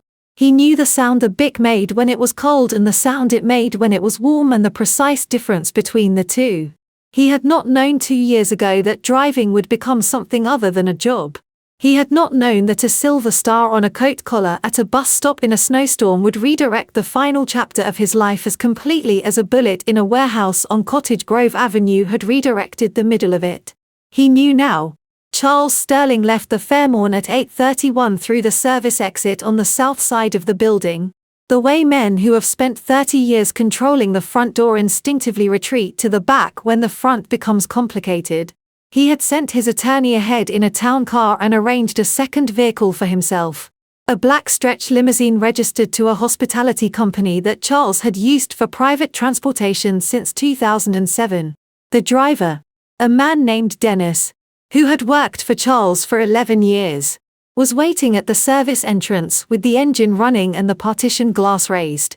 Raymond's contact inside the Fairmont security team had relayed Charles's exit route at 8:27. Marcus received the message through the earpiece he had been wearing since 7 o'clock. He said nothing. He adjusted his route by 3 blocks, took a left on Wabash, and positioned the Bic at the corner of Wabash and Barlow with a clean sight line to the service exit. He's coming out, Marcus said. I did not look up from the document on my lap. I know. You want to follow? We follow, I said. Raymond's team takes the intercept point at Michigan and 18th. We stay back. Understood. The limousine pulled out of the service exit at 8:34. Marcus gave it a half block and then pulled onto Wabash 2 cars back. Unhurried. Invisible. In the ordinary stream of late evening Chicago traffic. Charles Sterling sat in the back of the limousine with a glass of bourbon he had poured himself and not yet drunk. He was 67 years old. He had built Sterling Enterprises from a regional real estate holding company into a diversified financial entity with interests in 9 states and 4 foreign markets. He had navigated 2 recessions, 1 federal investigation that went nowhere, and 30 years of the particular social arithmetic required to maintain the kind of wealth that does not merely exist, but actively perpetuates itself. He had not navigated this. He knew what the photograph meant. He knew what the USB drive contained. He had known in the way that men who bury things always know that buried things have a tendency to surface. He had simply calculated incorrectly, as it turned out, that the person most likely to find them would not be a 29-year-old woman who had been thrown out of his son's house in a snowstorm 7 months pregnant. He had miscalculated me because he had not considered my father. He was considering my father now. The limousine stopped at the light at Michigan and 18th. Charles looked out the tinted window at the lakefront at the black February water beyond the SO wall at the city lights reflected in it in long broken columns. He picked up the bourbon glass and set it back down without drinking. The partition between the passenger compartment and the driver's seat slid down 3 in. "Mr. Sterling," Dennis said from the front, his voice carrying the particular careful neutrality of a man delivering news he would have preferred not to deliver. "There are 2 vehicles blocking the intersection ahead. One of them has federal plates." Charles was quiet for 4 seconds. "Pull over," he said. Raymond Miller was standing on the sidewalk at Michigan in 18th when the limousine rolled to the curb. He was wearing a dark overcoat and no expression worth reading. Behind him, Agent Dana Walsh of the FBI's Financial Crimes Division stood with 2 field agents, all 3 in plain clothes. A federal arrest warrant folded in Walsh's inside jacket pocket, where it had been since 3:30 that afternoon. Marcus parked the Bic half a block north and cut the engine. I watched through the windshield as Raymond approached the limousine's rear door. I watched the door open. I watched Charles Sterling step out onto the sidewalk in his black tie and his Italian shoes and his 67 years of accumulated calculation. And I watched the precise moment when Agent Walsh produced the warrant and began to speak. Charles did not run. He did not argue. He stood on the sidewalk at Michigan and 18th at 8:41 in the evening of February 14th and listened to Dana Walsh recite the charges with the particular stillness of a man who had finally run out of next moves. Marcus exhaled slowly beside me. "That's it." He said. "It was not a question. That's the beginning of it." I said. "The rest is the courtroom." I watched Raymond step back from the limousine as Walsh guided Charles toward the federal vehicle. Raymond stood on the sidewalk and looked north along Michigan Avenue. And even from half a block away, I could read the line of his shoulders, the specific quality of a weight that had been carried for 19 years and was now, if not gone, then at least shared with a system large enough to hold it. Raymond turned and looked toward the Bic. He could not see me through the distance and the dark, but he nodded anyway. The way men nod when they are communicating something that does not require confirmation of receipt. Marcus watched him. "He's been waiting a long time for that." "So have I," I said. "So has Zora. Even if she doesn't know it yet." Marcus was quiet for a moment. Then he said in the careful voice he used when he was about to say something he had thought about for a long time and was only now finding the words for. "Your father would have let Raymond make that arrest alone. He always said Raymond needed to be the one to close it."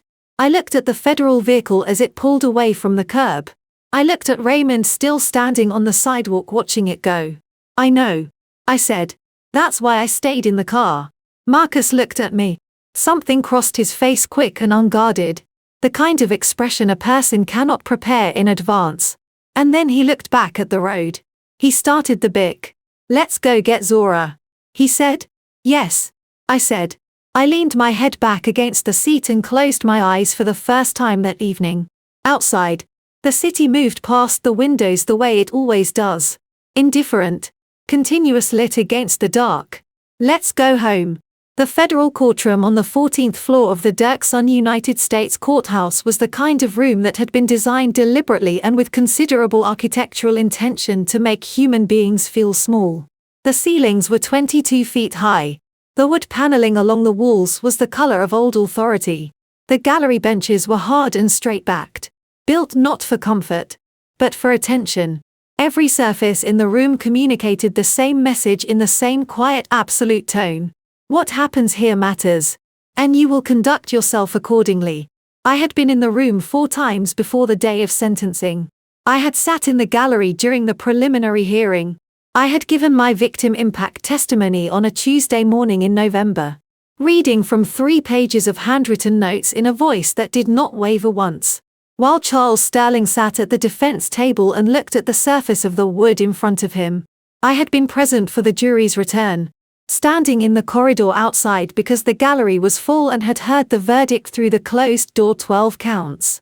Federal RICO statute: conspiracy, wire fraud, obstruction, and 1 count of conspiracy resulting in the death of Arthur James Vance, Chicago Police Department badge number 447, who was actively cooperating with a federal investigation at the time of his death on March 9, 2003.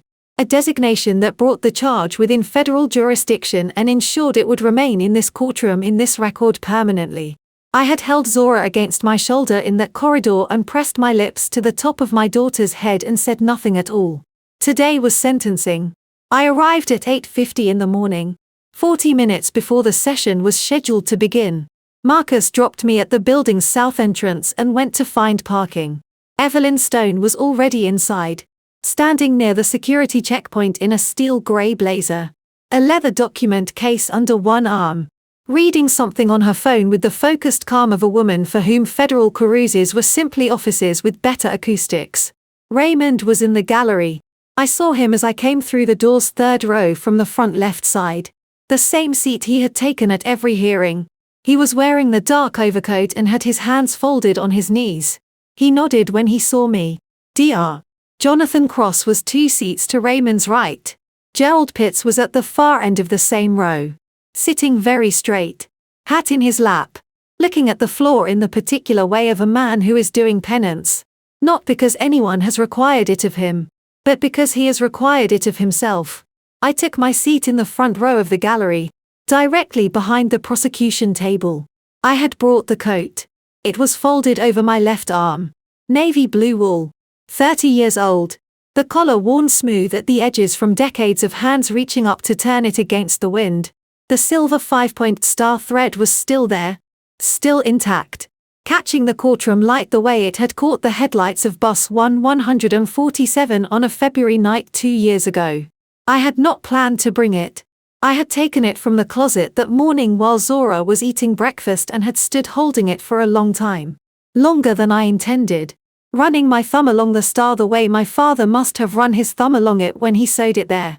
I had thought about Arthur Vance, sitting at a kitchen table with a needle and a spool of silver thread, stitching a 5-point star into the collar of a coat he intended to give his daughter, saying to himself, or perhaps to the empty room around him, "It will be necessary." I had folded the coat over my arm and carried it out of the apartment without explaining it to anyone because there was nothing to explain. It simply needed to be in the room.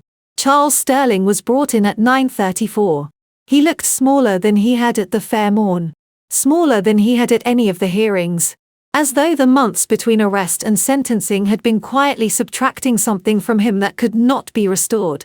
His attorney sat beside him, a thin man in a dark suit, who had the expression of someone who had argued as well as the available facts permitted, and knew it had not been enough. Julian was in the gallery on the defense side 3 rows back. He had agreed to a plea arrangement in October, cooperation in exchange for a reduced sentence. 18 months federal supervision. No incarceration. I had not objected to the arrangement.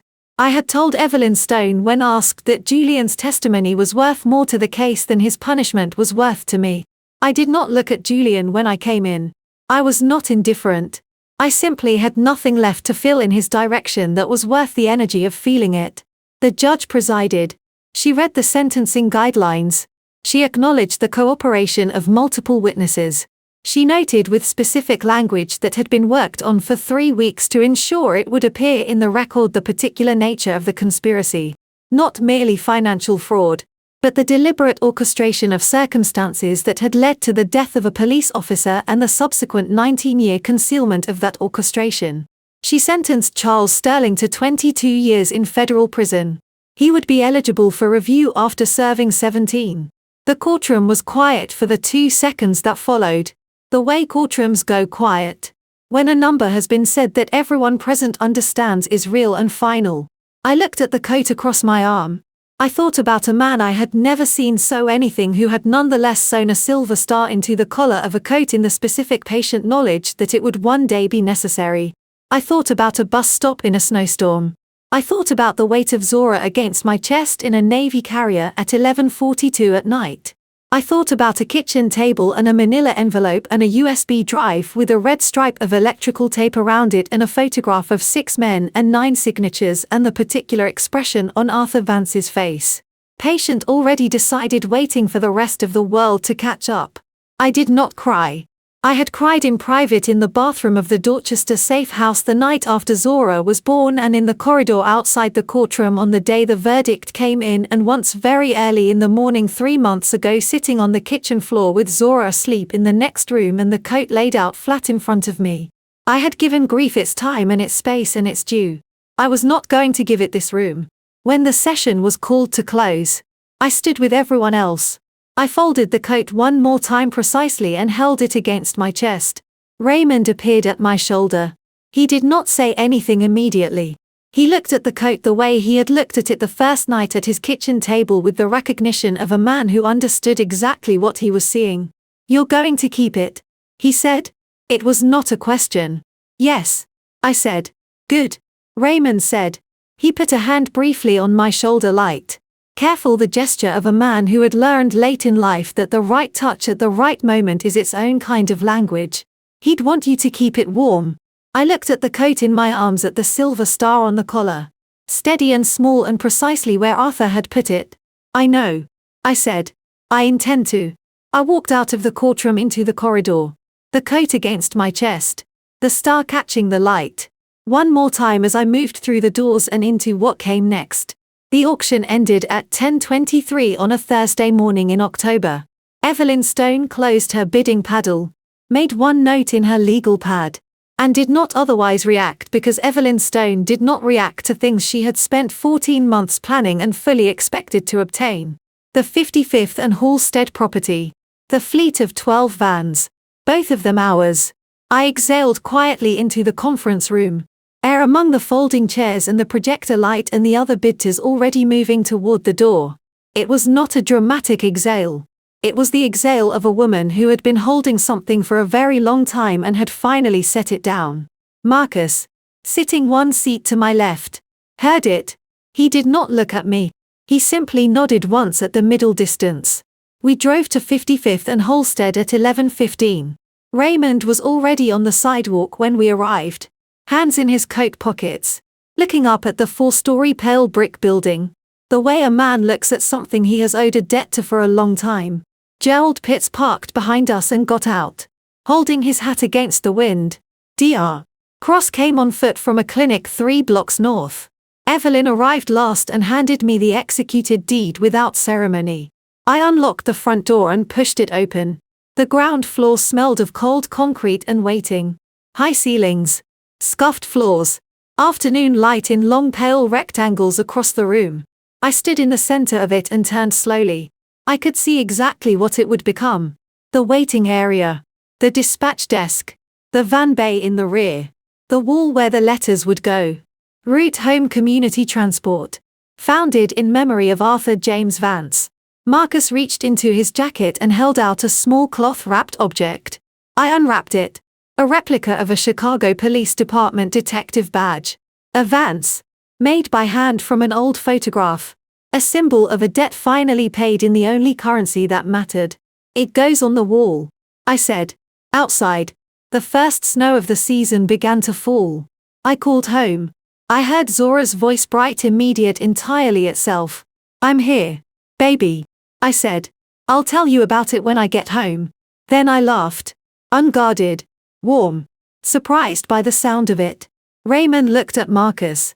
Marcus looked at the snow. I looked at the wall. "I got it, Dad. They say family betrayal doesn't announce itself. It arrives quietly in a signed document in a closed door on a February night when the person who was supposed to protect you hands you a coat and calls it goodbye." I know, because that is exactly what happened to me. I won't pretend the family betrayal didn't break something. It did. But here is what I learned standing in that empty building on 55th in Halstead, holding my father's badge and my daughter's future in the same 2 hands. What breaks you open is not always what destroys you. Sometimes it is what finally lets the light in. My father used to say, God doesn't waste a wound. I didn't understand that when I was standing in the snow with 75 cents and a baby I hadn't yet met. I understand it now. Every door that closed pushed me toward the one that was always meant to open. So, let me say this plainly. Don't do what I did. Don't wait until you are thrown out into the cold to realize how much strength you were carrying all along. Don't let family betrayal convince you that you are the problem. And don't let family revenge become the whole story. Let it be the chapter that teaches you, then turn the page. Family revenge without purpose is just more pain wearing a different coat.